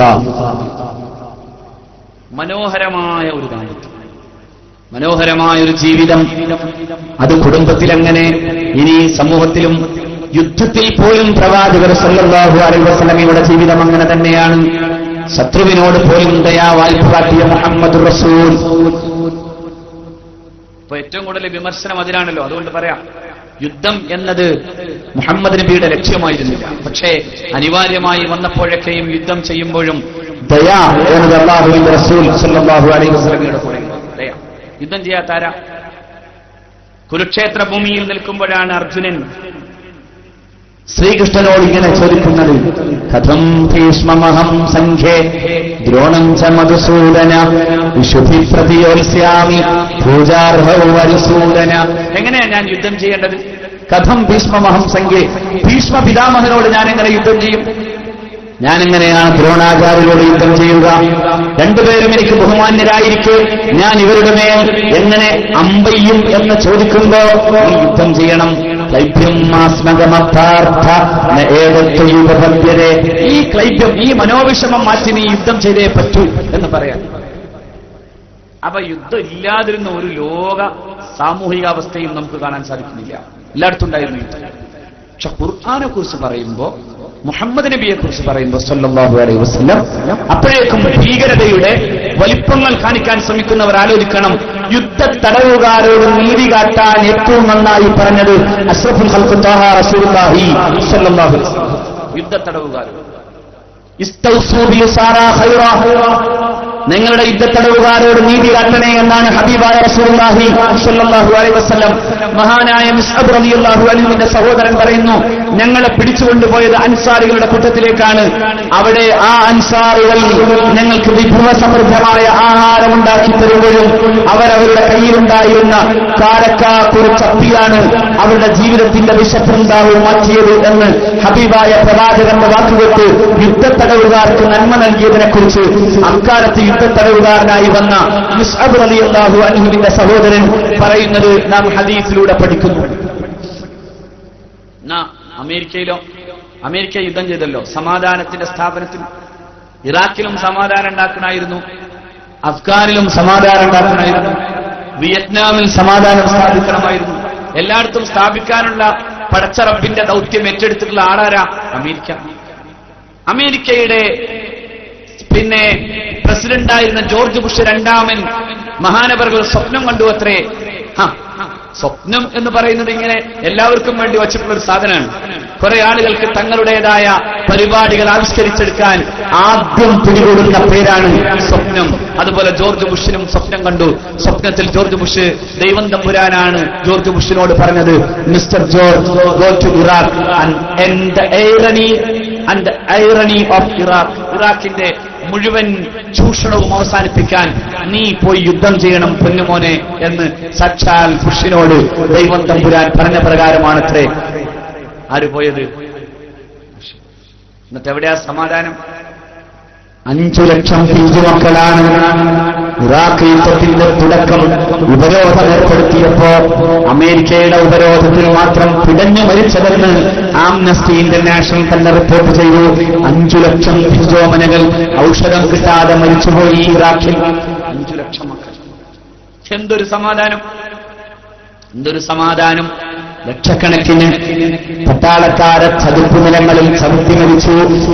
അമേരിക്കയുടെ പട്ടാളക്കാർ, അമേരിക്കയുടെ സൈനികമായ അതിന്റെ സാങ്കേതികമായ മുഴുവൻ എല്ലാ അർത്ഥത്തിലുമുള്ള ആക്രമോത്സുകതയുമായി അവൻ കടന്നു വന്നപ്പോ ഇറാഖ് എന്ന് പറയുന്ന ചരിത്രത്തിന്റെ വലിപ്പമുള്ള ഒരു രാജ്യം, ചരിത്രത്തിൽ സമ്പന്നമായി നിൽക്കുന്ന ഒരു രാജ്യം, ഒരുപാട് സംസ്കാരങ്ങളുടെ പ്രഭവമുണ്ടായ നാട്, ആ നാട് സത്യത്തിൽ ധരിപ്പണമാക്കി കളയുകയായിരുന്നു അമേരിക്ക ചെയ്തത്. അമേരിക്ക എന്ന സമാധാന സ്ഥാപകൻ, സമാധാനത്തിന്റെ അപ്പോസ്റ്റൽ അങ്ങനെയാണ് ചെയ്തത്. അഫ്ഗാനിലോ, അഫ്ഗാന്റെ മലമടക്കുകളിൽ പിഞ്ചുമക്കൾ കാത്തിരുന്നു അല്പം ഭക്ഷണം കിട്ടിയാലെന്ന്. ആ ഭക്ഷണത്തിനായി അമേരിക്കക്കാരൻ ഹെലികോപ്റ്ററുകളിൽ നിന്ന് പാക്കറ്റ് പോലെ അവൻ പൊതി പോലെ കൊടുത്തയച്ചത് ക്ലസ്റ്റർ ബോംബുകൾ. ആ ബോംബുകൾ തങ്ങളുടെ മുമ്പിലേക്ക് ഇട്ടുതരുന്ന ഭക്ഷണമാണെന്ന് വിചാരിച്ച് കയ്യിലെന്തി പൊട്ടിക്കുമ്പോഴേക്കും ചിതറിത്തെറിച്ചു പോകുന്ന പിഞ്ചോമന മക്കൾ, പൂക്കളെപ്പോലെ ജീവിക്കേണ്ട പിഞ്ചോമനകൾ അഫ്ഗാനുകളുടെ മലമടക്കുകളിൽ മരിച്ചു വീഴുന്നത് നാം ഇങ്ങനെ നിരന്തരം വായിച്ചുകൊണ്ടേയിരുന്നു. ഇന്നത് വാർത്തയല്ലാതെ പോയി. അബൂഗരീബിലെയും അതുപോലെ ഗാണ്ടോനാമയിലെയും 2 ജയിലുകളിൽ മുസ്ലിങ്ങളായ യുദ്ധത്തടവുകാർ കിടക്കുന്നതിന്റെ അവസ്ഥയെക്കുറിച്ച് നാം ഒരുപാട് വായിച്ചു. പിശാച് പോലും പേടിച്ചു പോകുന്ന വിധം മൃഗീയമാണ് ആ പാവപ്പെട്ട മനുഷ്യരോട് അമേരിക്ക ചെയ്യുന്നത്. പിശാചിന് പോലും നാണം തോന്നുന്ന വിധം ലൈംഗിക വൈകൃതങ്ങളാണ് അമേരിക്കക്കാരൻ ആ പാവപ്പെട്ട മനുഷ്യരോട് ചെയ്യുന്നത്. യാതൊന്നും ചെയ്യാനാവാതെ ആ നിരപരാധികളായ സഹോദരന്മാർ അബൂഗരീബിലും അതുപോലെ ഗാണ്ടോനാമയിലും കിടക്കുമ്പോ അഷ്റഫുൽ ഖൽഖിന്റെ തടവറയിൽ ഒരു പാവം മനുഷ്യനൊന്ന് കരയണമെന്ന് തോന്നിയപ്പോ ഹബീബ് അർദ്ധരാത്രിയിൽ എഴുന്നേറ്റിരുന്നിട്ട് പറഞ്ഞത്, ഞാൻ ഉറക്കം വരാതിരിക്കുന്നു, കാരണം എന്റെ ചെവിയിൽ കേട്ടതൊരു മനുഷ്യന്റെ വേദനയുള്ള രോദനമാണ്, അതുകൊണ്ട് ആ മനുഷ്യനെ കെട്ടഴിച്ചുവിടണേ എന്ന് പറയാൻ അഷ്റഫുൽ ഖൽഖ് സല്ലല്ലാഹു അലൈഹി വസല്ലം അവരുടെ ബന്ധനം ഒന്ന് അയച്ചു കൊടുക്കാൻ പറഞ്ഞു അല്ലാഹുവിന്റെ പ്രവാചകൻ സല്ലല്ലാഹു അലൈഹി വസല്ലം. ഈ വലിപ്പം ലോകത്ത് എവിടെ നിന്ന് കിട്ടും? അതുകൊണ്ടാണ് ബർനാൻ ഷാ അള്ളാഹുവിന്റെ പ്രവാചകർ സല്ലല്ലാഹു അലൈഹി വസല്ലമ തങ്ങളെ കുറിച്ച് ഇങ്ങനെ പറഞ്ഞത്, I have studied that wonderful മാൻ. ഞാൻ ആ വലിയ മനുഷ്യനെ, ആ അത്ഭുത മനുഷ്യനെ പഠിച്ചു. ഇൻ മൈ ഒപ്പീനിയൻ, എന്റെ അഭിപ്രായത്തിൽ, far from being an anti Christ, ക്രിസ്തുവിന് വിരുദ്ധൻ എന്നാണ് ചില ആളുകൾ പറയുന്നത്. അതിനു പകരമായി എനിക്ക് പറയാനുള്ളത്, he must be called the saviour of humanity. ഈ മനുഷ്യനെ വിളിക്കപ്പെടേണ്ടത് മാനവികതയുടെ സേവകൻ എന്നാണെന്ന് മുഹമ്മദ് റസൂൽ സല്ലല്ലാഹു അലൈഹി വസല്ലം. മാനവികതയുടെ സേവകൻ. ലോകത്ത് അള്ളാഹുവിന്റെ പ്രവാചകരെ മൗലിദ് ചൊല്ലിയ മാതിരി ലോകത്ത് ആരെയും ചൊല്ലിയിട്ടില്ല. അത് അമുസ്ലിങ്ങളും ചൊല്ലി, മുസ്ലിങ്ങളും ചെയ്യും. പ്രവാചകന്മാർ മുതലേ തുടങ്ങി ഇന്നും നിരന്തരം തുടരും. ആർക്കെങ്കിലും അതിൽ സംശയമുണ്ടെങ്കിൽ ആലോചിക്കണം. മൂസ നബി അലൈഹിസ്സലാം ആ മൗലിദ് ചൊല്ലിയ ആളാണ്. സയ്യിദുന ആദം അലൈഹിസ്സലാം അത് ചെയ്ത ആളാണ്. സയ്യിദുന ഈസാ അലൈഹിസ്സലാം ആ പരിപാടി ചെയ്താണ്. മഹാനായ സയ്യിദുന മുഹമ്മദ് റസൂൽ സ്വല്ലല്ലാഹു അലൈഹി വസല്ലം തങ്ങൾ പറയുന്നു, ഇന്നി അന ദഅവതു അബി ഇബ്രാഹിം, ഞാൻ ഇബ്രാഹിം എന്ന എന്റെ വാപ്പയുടെ പ്രാർത്ഥനയുടെ ഫലമാണ്.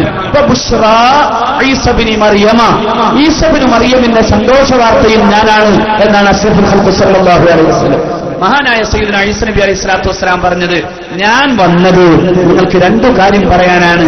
ഒന്ന് തൗറാത്ത് സത്യമായിരുന്നു എന്ന് പറയാനും, മറ്റൊന്ന് മുഹമ്മദ് നബി വരുന്നുണ്ടെന്ന് അറിയിക്കാനുമാണ് സ്വല്ലല്ലാഹു അലൈഹി വസല്ലം. അല്ലേ? യാ ബനീ ഇസ്രായീൽ ഇന്നി റസൂലുള്ളാഹി ഇലൈക്കും إني رسول الله إليكم مصدقا لما بين يدي من التوراة ومبشرا برسول يأتي من بعد اسمه أحمد. ഞാൻ വന്നതെന്തിനാ? ഞാൻ വന്നത് തൗറാത്ത് സത്യമാണെന്ന് പറയാനും, പിന്നെ യഅ്തീ മിൻ ബഅദി ഇസ്മുഹു അഹ്മദ്, എനിക്ക് ശേഷം ഒരു റസൂൽ വരാനുണ്ട്, ആ റസൂലിന്റെ പേര് അഹ്മദ് എന്നാണ്, ആ അഹ്മദിനെ കുറിച്ച് പറയാനാണെന്ന് മഹാനായ സയ്യിദുന ഈസാ. തൗറാത്തിലും ഇൻജീലിലും, അതായത് ഇല്ലെങ്കിൽ ഓൾഡ് ടെസ്റ്റാമെന്റിലും ന്യൂ ടെസ്റ്റാമെന്റിലും, പഴയ നിയമപുസ്തകത്തിലും പുതിയ നിയമപുസ്തകത്തിലും മഹാനായ പ്രവാചകർ സല്ലല്ലാഹു അലൈഹി വസല്ലമയെ കുറിച്ച് പറയും. പഴയ നിയമപുസ്തകത്തിൽ ഇങ്ങനെ കാണാം, I will raise up a prophet from among their brothers like unto thee, നിന്നെപ്പോലെ ഒരു പ്രവാചകനെ അവരുടെ കൂട്ടത്തിൽ നിന്ന്, നിന്റെ സഹോദരന്മാരുടെ കൂട്ടത്തിൽ നിന്ന് ഞാൻ ഉയർത്തെഴുന്നേൽപ്പിക്കും. ഞാൻ അവന്റെ വായിൽ എന്റെ വചനങ്ങൾ കൊടുക്കുകയും ചെയ്യും. I will put my words in his mouth, അവന്റെ വായിൽ ഞാൻ എന്റെ വചനങ്ങൾ കൊടുക്കും. അതാ ഞാൻ നേരത്തെ പറഞ്ഞു, ഒന്നും അല്ലാഹുവിന്റെ റസൂൽ സ്വന്തം പറഞ്ഞില്ല. മാ യന്തിഖു അനിൽ ഹവാ ഇൻ ഹുവ ഇല്ലാ വഹ്യുഹാ, ഒന്നും അഷ്റഫുൽ ഖൽഖ് സ്വല്ലല്ലാഹു അലൈഹി വസല്ലം സ്വന്തം പറഞ്ഞതല്ല, എല്ലാം അല്ലാഹു കൊടുത്തതാണ്. മഹാനായ സയ്യിദുന മൂസ നബി അലൈഹി സ്വലാത്തു വസ്സലാമിനോട് അല്ലാഹുവോട് പറഞ്ഞു. മഹാനായ ഈസ നബി അലൈഹി സ്വലാത്തു വസ്സലാം ഈ പ്രവാചകൻ വരുന്നു എന്ന് മാത്രമല്ല, ആ പ്രവാചകന്റെ പേരിനെ കുറിച്ച് പറഞ്ഞു കൊടുത്ത് ബൈബിളിലെ ചില പരാമർശങ്ങളിൽ പെരാക്ലിറ്റസ് എന്ന് കാണാം, അതായത് കാര്യസ്ഥൻ എന്ന് കാണാം. ആ കാര്യസ്ഥൻ വരുമെന്ന് മാത്രമല്ല, he may stay with you for ever, എല്ലാ കാലത്തും നിങ്ങളുടെ കൂടെ ഉണ്ടാകും എന്നും കാണാം യേശു പറയുന്നതായി. അവിടെ ഈ പെരാക്ലിറ്റസിന് പ്രഗത്ഭരായ ബൈബിൾ പണ്ഡിതന്മാർ തന്നെ പറയുന്നുണ്ട്, അതിന്റെ ലാറ്റിൻ പദത്തെ കൃത്യമായി പഠിച്ചാൽ അഹമ്മദ് എന്ന് മാത്രമാണ് അവിടെ പറയാനാവുക. ആ അഹമ്മദാണ് സയ്യിദുന ഈസ നബി അലൈഹി സ്വലാത്തു വസ്സലാം പറഞ്ഞത്, പരിശുദ്ധ ഖുർആൻ ഉദ്ധരിച്ചത്. എല്ലാവരും ആ മദ്ഹ് ചൊല്ലി. വന്നപ്പോഴോ സ്വഹാബാക്കളും ആ മദ്ഹ് ചൊല്ലി. ആരാ മദ്ഹ് ചൊല്ലാത്തത്? പുണ്യനബി സല്ലല്ലാഹു അലൈഹി വസല്ലമയെ ഇവിടെ ബഹുമാനനായ തങ്ങൾ സൂചിപ്പിച്ചതുപോലെ സയ്യിദുനാ ഹസ്സാൻ ഇബ്നു സാബിത്ത് റളിയല്ലാഹു അൻഹു ഒരുപാട് ഹബീബായ പ്രവാചകർ സല്ലല്ലാഹു അലൈഹി വസല്ലമയെ സ്തുതിച്ചപ്പോൾ പുണ്യനബി സല്ലല്ലാഹു അലൈഹി വസല്ലമ തങ്ങൾ ആ മനുഷ്യന് വേണ്ടി, ആ മഹാനായ പ്രവാചക ശിഷ്യനെ ആദരിക്കാൻ വേണ്ടി, മഹാനായ ഹസ്സാനിനെ ആദരിക്കാൻ മദീന പള്ളിയിൽ അവിടുത്തെ മിമ്പറിന്റെ താഴെ ഒരു പീഠമൊരുക്കി വെച്ചിട്ട് അവിടെ ഇരുത്തി. എന്നിട്ട് അല്ലാഹുവിന്റെ റസൂൽ ഇങ്ങനെ ദുആ ചെയ്തു, അല്ലാഹുമ്മ ഇബ്ദു ഹസ്സാന ബിറൂഹിൽ ഖുദ്സ്, ജിബ്രീലിനാൽ പ്രത്യേകമായി തമ്പുരാനെ നീ ഹസ്സാനിന് ശേഷി നൽകണമേ, ശക്തി പകരണമേ എന്ന് മഹാനായ പ്രവാചകൻ അല്ലാഹുവിന്റെ റസൂൽ അങ്ങനെ ദുആ ചെയ്തു. ഹസ്സാൻ ഇബ്നു സാബിത്ത് റളിയല്ലാഹു അൻഹു, അബ്ദുല്ലാഹ് ഇബ്നു റബാഹ റളിയല്ലാഹു അൻഹു, نحن الذين بايعوا محمدا على الجهاد ما بقينا أبدا. കല്ലിങ്ങനെ വെട്ടിപ്പൊളിച്ചിങ്ങനെ കിടങ്ങ് കാഴ്ത്തുകയാണ്. ഖന്തക്കിന്റെ കിടങ്ങ് വിശന്ന് ഒട്ടിയ വയറുകളുമായിട്ടാണ് സഹാബാക്കളുള്ളത്. അവരോരോരുത്തരും കല്ല് വെച്ച് കെട്ടിയിട്ടുണ്ട്. പുണ്യനബി സല്ലല്ലാഹു അലൈഹി വസല്ലമ തങ്ങളുടെ മുമ്പിൽ ചെന്ന് പരാതി പറയുന്നുണ്ട്, അല്ലാഹുവിന്റെ പ്രവാചകരെ, കഴിയുന്നില്ല ഞങ്ങൾക്ക് ഈ കിടങ്ങ് താഴ്ത്താൻ, കാരണം ഞങ്ങൾ വിശന്ന് വലഞ്ഞ് ഞങ്ങളുടെ വയറുകൾ താഴോട്ട് പോയപ്പോ ഞങ്ങൾ കയറുകൊണ്ട് കെട്ടി കല്ല് വച്ചിരിക്കുകയാണ് നബിയെ എന്ന് പറയുമ്പോ ഹബീബ് അവിടത്തെ വയറ് കാണിച്ചു കൊടുക്കുന്നുണ്ട്. ഒരു കല്ലല്ല, രണ്ട് കല്ല് കെട്ടിയിട്ടുണ്ട് ഹബീബായ റസൂൽ സല്ലല്ലാഹു അലൈഹി വസല്ലം. അവിടെ നിന്നിട്ടൊരു പാറ, ആ സ്വഹാബത്തിന് പൊട്ടിക്കാനാവാത്ത പാറ പൊട്ടിച്ചിട്ട് പറയുന്നുണ്ട്, ഇതാ ഇതിന്റെ പ്രകാശം റോമയിലേക്കും പേർഷ്യയിലേക്കും പോയിട്ടുണ്ട്, അതെല്ലാം ഈ ദീനിന് കീഴ്പ്പെടുമെന്ന് പുണ്യനബി സല്ലല്ലാഹു അലൈഹി വസല്ലം ആ ആവേശത്തിന്റെ മൂർച്ചയിൽ സയ്യിദുനാ അബ്ദുല്ലാഹ് ഇബ്നു റബാഹ റളിയല്ലാഹു അൻഹു തന്റെ സ്വഹാബത്തിനെ, തന്റെ കൂട്ടുകാരെ മുഴുവൻ ഉണർത്തിയിട്ട് പാടുകയാണ്, നഹ്നു അല്ലദീന ബായഉ മുഹമ്മദ അലൽ ജിഹാദി ما بقينا أبدا. റസൂൽ അപ്പൊ അങ്ങനെ നബിയെയും സഹാബത്തിനെയും ആവേശപ്പെടുത്തിയാണ് അബ്ദുല്ലാഹി ഇബ്നു റവാഹയുടെ പാട്ട്. അപ്പോ സയ്യിദുനാ മുഹമ്മദ് റസൂൽ സല്ലല്ലാഹു അലൈഹി വസല്ലം തങ്ങൾ പാടി, اللهم إن العيش عيش الآخرة فبارك الأنصار والمهاجرة. അല്ലാഹുവേ اللهم إن العيش عيش الآخرة, പാരത്രിക ലോകത്തെ ജയമാണ്, അവിടുത്തെ ജീവിതമാണ് പ്രധാനപ്പെട്ട ജീവിതം. അല്ലാഹുവേ അൻസാറിനും മുഹാജിറിനും നീ ബറക്കത്ത് ചെയ്യണേ എന്ന് ഹബീബായ റസൂലുള്ളാഹി സ്വല്ലല്ലാഹു അലൈഹി വസല്ലം ഈ പാട്ട് നേരത്തെ തുടങ്ങിയിട്ടുണ്ട്. എന്തിന്? എന്നിട്ട് അവസാനം ഹബീബിന്റെ മുമ്പിൽ ചെന്ന് നിൽക്കുന്നു കഅബ് ഇബ്നു സുഹൈർ റളിയല്ലാഹു അൻഹു. എന്നിട്ട് സുആദ് എന്ന പെണ്ണിന്റെ വിരാമത്തെ കുറിച്ച് ഇങ്ങനെ പാടുകയാണ്. ആ പാട്ടിങ്ങനെ വന്ന് അവസാനം ഇന്ന റസൂലന സൈഫുൻ യുസ്തലാഉ ബിഹി മുഹന്നദും മിൻ സുയൂഫില്ലാഹി മസ്ലൂലു. അത് കേട്ടപ്പോഴാണ് പുണ്യ റസൂൽ സ്വല്ലല്ലാഹു അലൈഹി വസല്ലം അവിടുത്തെ ഉത്തരീയം എടുത്തിട്ട് ഹബീബായ പ്രവാചകൻ കഅബ് ഇബ്നു സുഹൈർ റളിയല്ലാഹു തആല അൻഹു അണിയിച്ചു.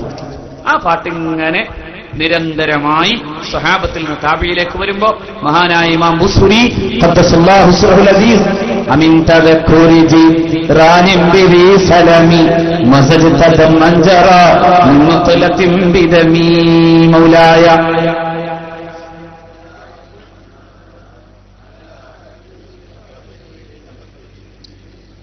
എന്ത് മനോഹരാണത്, എന്ത് മനോഹരാണത് ല്ലേ?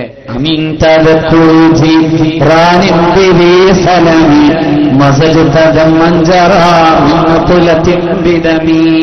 ആ സലമിലെ അയൽക്കാരനെ കുറിച്ചുള്ള ഓർമ്മയാണോ നിന്റെ കണ്ണുകളിൽ നിന്ന് അശ്രു പൊഴിച്ച അവസാനം രക്തബിന്ദുക്കളാൽ കലർന്നിട്ടിങ്ങനെ വരുന്നതെന്ന് ചോദിക്കുന്ന മഹാനായ ഇമാം ബുസ്രി ഹബീബായ പ്രവാചകർ സല്ലല്ലാഹു അലൈഹി വസല്ലമ തങ്ങൾ എന്ന തന്റെ പ്രേമഭാജനത്തെ മുന്നിൽ നിർത്തി ആ പ്രേമത്തെ അറിയിക്കാത്ത വിധം ഇങ്ങനെ മനോഹരമായി പാടിപ്പാടി വരികയാണ്. ഇംഗ്ലീഷ് സാഹിത്യത്തിന് റൊമാന്റിസം എന്നൊരു പറയുന്ന ഒരു ശാഖയുണ്ടാകുന്നതിന് മുമ്പ് മുഹമ്മദ് നബിയെ കുറിച്ച് പാടിയ മഹാനായ ഇമാം ബുസ്രിയെ പോലെയുള്ളവർ റൊമാന്റിക് കാവ്യത്തെ ആ ശാഖയെ തന്നെ പണിതുണ്ടാക്കുകയാണ് ഹബീബിന്റെ മുമ്പിൽ സ്വല്ലല്ലാഹു അലൈഹി വസല്ലം. ഞാനത് അങ്ങനെ വിശദീകരിക്കുന്നില്ല. എന്നിട്ട് ഇങ്ങനെ പാടാം. നഅം സവാ കൈഫു മൻ അഹ്വാ ഫഅറഖനി വൽ ഹബ്ബു യഅതരിലു ലദ്ദാതി ബിൽ അലമി മൗലായ സ്വല്ലി വസൽ.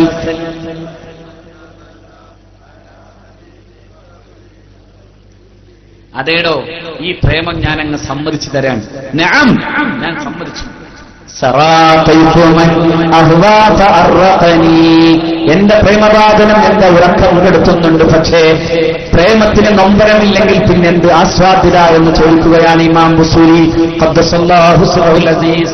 അഷ്റഫുൽ ഖൽഖിനെ മനോഹരമായി പാടിപ്പുകഴ്ത്തുകയാണ് മഹാനായ ഇമാം ബുസ്രി ചെയ്യുന്നത്. അതാണ് കേരളത്തിലെ മുസ്ലിങ്ങളുടെ പാരമ്പര്യത്തിൽ മഹാനായ ഷെയ്ഖ് സൈനുദ്ദീൻ മഖ്ദൂം രണ്ടാമനും നമുക്ക് പാടിത്തന്നത് മൻഖൂസ് മൗലിദ്. അൻത തത്ലഉ ബൈനനാ ഫിൽ കവാകിബി കൽ ബുദൂർ ബൽ വ അശ്റഫു മിൻഹു യാ സയ്യിദി ഖൈറൻ നബി. സ്വലാത്തു അലൻ നബി.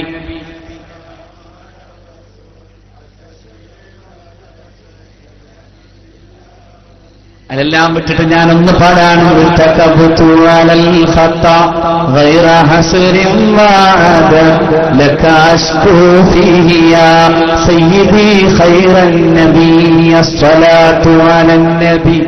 والسلام على الرسول الشفيع الأبتحي والحبيب العربي.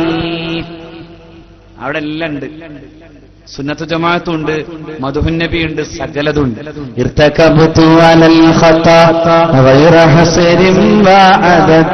എണ്ണവും തിട്ടവുമില്ലാത്ത വിധം ഞാൻ തെറ്റു ചെയ്തു നബിയെ. അങ്ങയോട് ഞാൻ പരാതി പറയുകയാണ് നബിയെ. എന്റെ പാപങ്ങളുടെ പാപത്തിന്റെ കണക്ക് ബോധ്യപ്പെടുത്തുന്നത് അങ്ങയോടാണ് നബിയെ. ആ വിഷയത്തിൽ ഞാൻ അങ്ങയോട് പരാതി പറയുന്നു നബിയെ.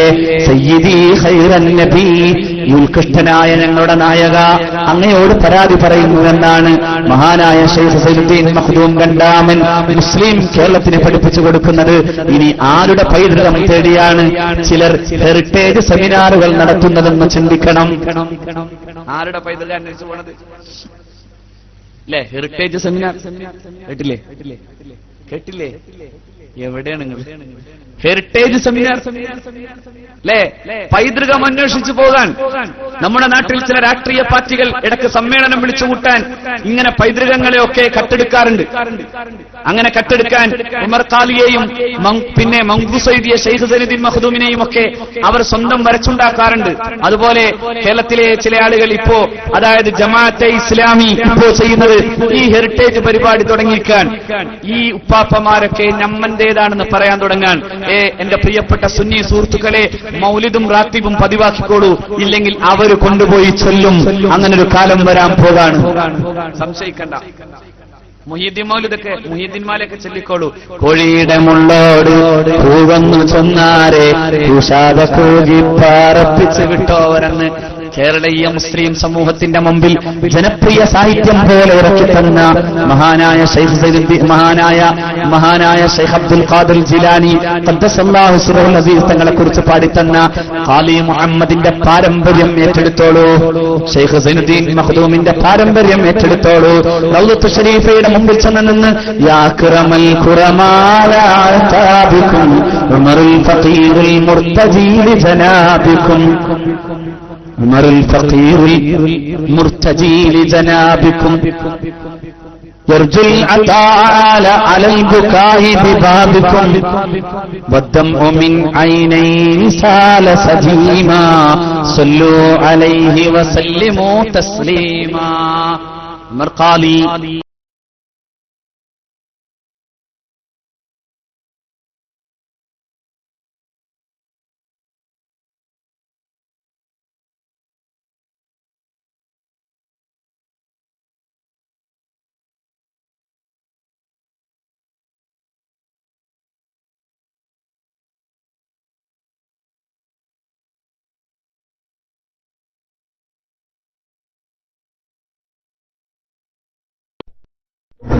അസ്സലാമു അലൈക്കും വറഹ്മത്തുള്ളാഹി വബറകാതുഹു. ബഹുമാനപ്പെട്ട യൂനിസ് ഫൈസി DC ആയിട്ടുണ്ട്. ഇങ്ങനെ വരുമെന്ന് മുബാറക് ബൈക്കിലുണ്ടോ? നമ്മൾ DC ആവും. ഇൻഷാ അല്ലാഹ് ഉടനെ ബൈക്കിൽ വരുമെന്ന് പ്രതീക്ഷിക്കുന്നു. ഇൻഷാ അല്ലാഹ് നമുക്ക് കുലമ്പറമ്പിൽ നല്ലൊരു ലൈവ് എത്തിച്ചു. ബഹുമാനപ്പെട്ട SKSന്റെ സംസ്ഥാന അധ്യക്ഷനായ കരുത്തായ സെക്രട്ടറി ബഹുമാനപ്പെട്ട ഓണംപള്ളി മുഹമ്മദ് ഫൈസി ഉസ്താദായിരുന്നു. അല്ലാഹുവിന്റെ പ്രവാചകൻ അഭ്യർത്ഥനകൾ പാടിപ്പറഞ്ഞൊരു സദസ്സിലാണ് നമ്മളെല്ലാവരും ഉള്ളത്. അള്ളാഹു അനുഗ്രഹിക്കുമാറാകട്ടെ. മുഴുവനും കേൾക്കാൻ അതിലൊക്കെ പങ്കെടുക്കാൻ അള്ളാഹു നമുക്ക് തൗഫീഖ് നൽകുമാറാകട്ടെ. ഇൻഷാല്ലാഹ് ഉടനെ വരും. ബഹുമാനപ്പെട്ട ലൈവ് നമുക്ക് നല്ല ക്ലിയറായി എത്തിച്ചു തന്ന എല്ലാ ലൈവ് ടീമിനും അള്ളാഹു റബ്ബുൽ ഇസ്സത്ത് അനുഗ്രഹം നൽകുമാറാകട്ടെ. ഇൻഷാല്ലാഹ് അതിനുശേഷം നമുക്ക് ഇന്ന് വളരെ ബൃഹത്തായ ബഹുമാനപ്പെട്ട KCRന്റെ ചരിത്രത്തിൽ ഒരു നാഴികക്കല്ല് കൂടി പിന്നിച്ചേർത്ത് അസ്സലാമു അലൈക്കും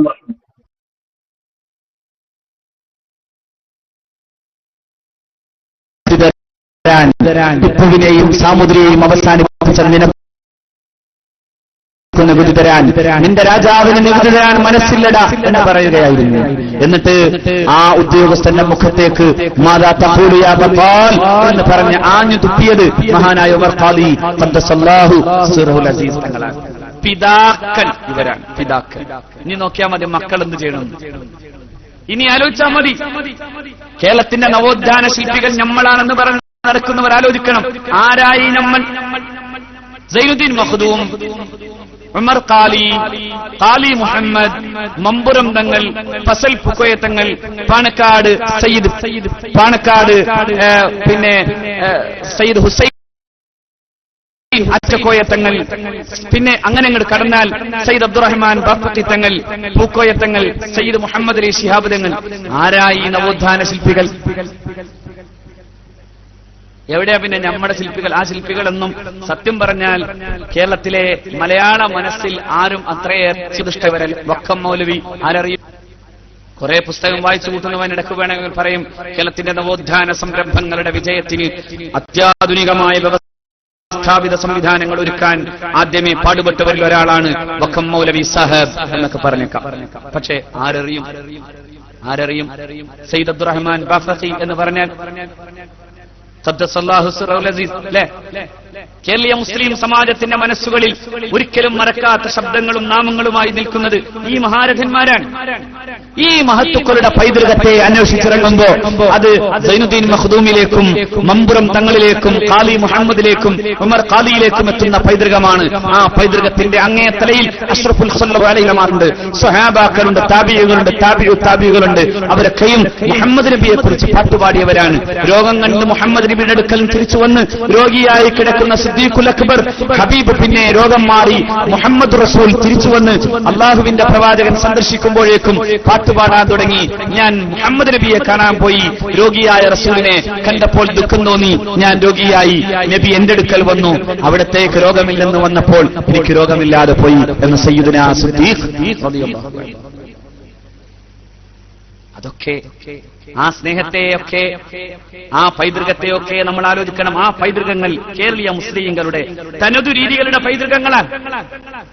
ആ പൈതൃകങ്ങളും പ്രവാചകരോടുള്ള സ്നേഹവും.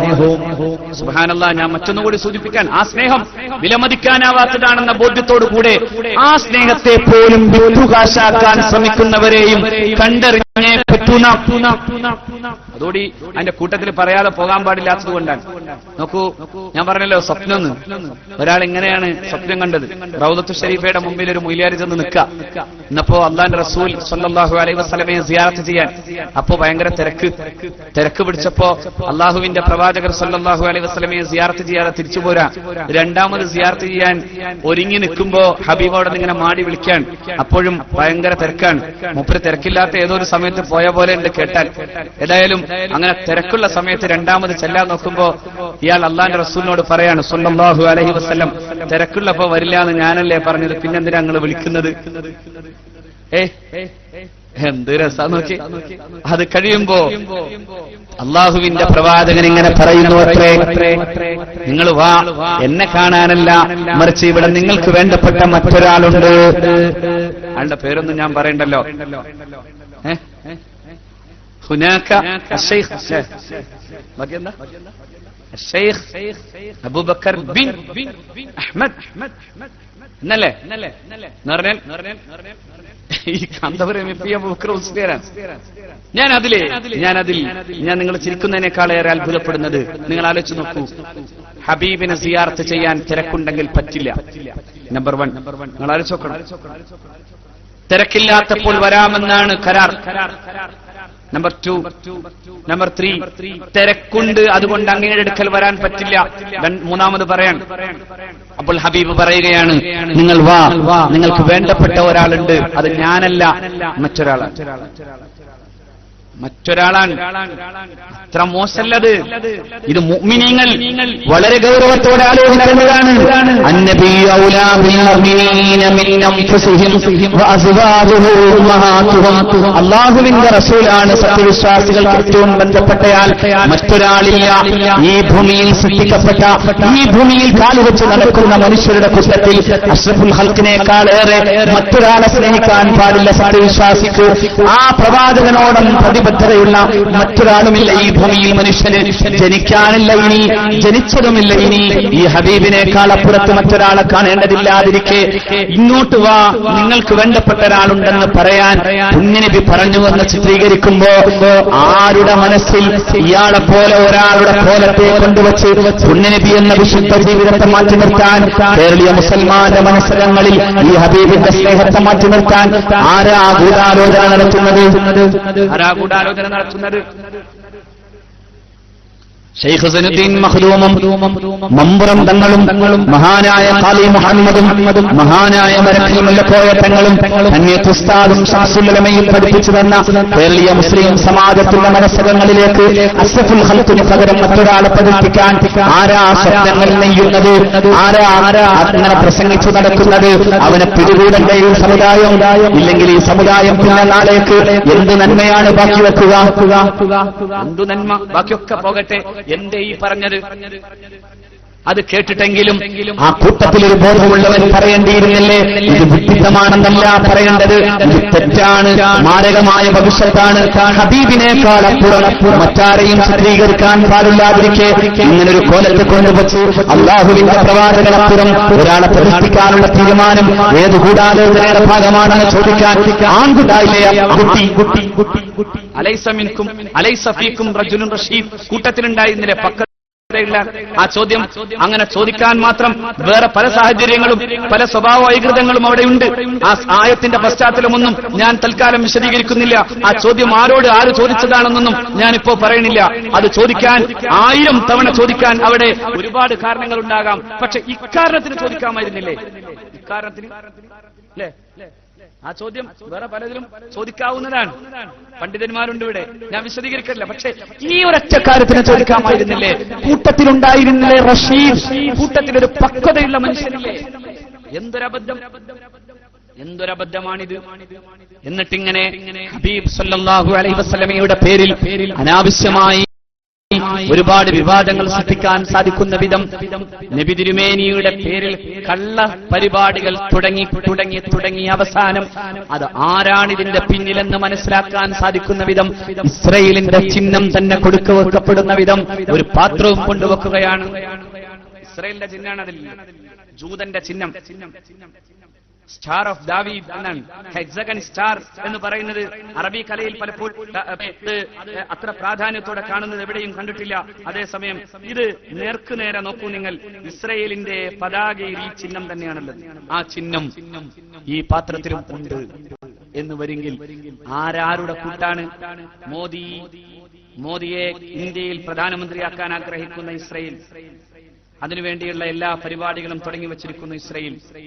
ഇന്ത്യയിലെ മുസ്ലിം പണ്ഡിതന്മാരെ പോലും വിലക്കെടുക്കുന്നു എന്ന് കേൾക്കുന്നു ഇസ്രയേൽ. അതുകൊണ്ടാണ് മോദിയുടെ പ്രചരണ പ്രവർത്തനങ്ങൾക്ക് വേണ്ടി പട്ടേലിന്റെ പേരിൽ ഓട്ടമത്സരം സംഘടിപ്പിച്ചപ്പോ ആ ഓട്ടമത്സരം സംഘടിപ്പിച്ചതിന്റെ കൂട്ടത്തിൽ വേറൊരു മുടിക്കാരനുണ്ടായിരുന്നു, ആലുവയിലെ ത്വരീഖത്തുകാരനായ കള്ള ശൈഖ് ഖുത്ബുസ്സമാൻ എന്ന് നോട്ടീസ് അടിക്കുന്നയാൾ. അയാളും അവിടെ ഉണ്ടായിരുന്നു. ഇവരെല്ലാം ഒരൊറ്റ നുകത്തിൽ കെട്ടേണ്ട കാളുകളാണ് സത്യത്തിൽ, ഒറ്റ നുകത്തിൽ. അതുകൊണ്ട് എന്റെ പ്രിയപ്പെട്ടവരെ, ഹബീബിനെ സ്നേഹിക്കുന്ന മുത്തഖീങ്ങളായി നമുക്ക് ജീവിക്കാം. അള്ളാഹുവിന്റെ റസൂലിനെ സ്നേഹിച്ചവരുടെ കൂട്ടത്തിൽ, അവിടുത്തെ തിരുചര്യകൾ എടുത്ത കൂട്ടത്തിൽ നമ്മളെ അള്ളാഹു ഉൾപ്പെടുത്തുമാറാകട്ടെ. റഹ്മുർ-റഹീമീനായ റബ്ബേ, ഒരുപാട് പ്രശ്നങ്ങളും വിഷയങ്ങളുമെല്ലാം ഇവിടെ ഒരുപാട് സാമ്പത്തികമായ കാര്യങ്ങൾ തന്നെ ബഹുമാന്യരായ ഇതിന്റെ നേതാക്കൾ, ഇതിന്റെ സംഘാടകർ സൂചിപ്പിക്കുന്നു. റഹ്മുർ-റഹീമീനായ തമ്പുരാനെ എല്ലാം നീ പരിഹരിച്ചു കൊടുക്കണേ തമ്പുരാനെ.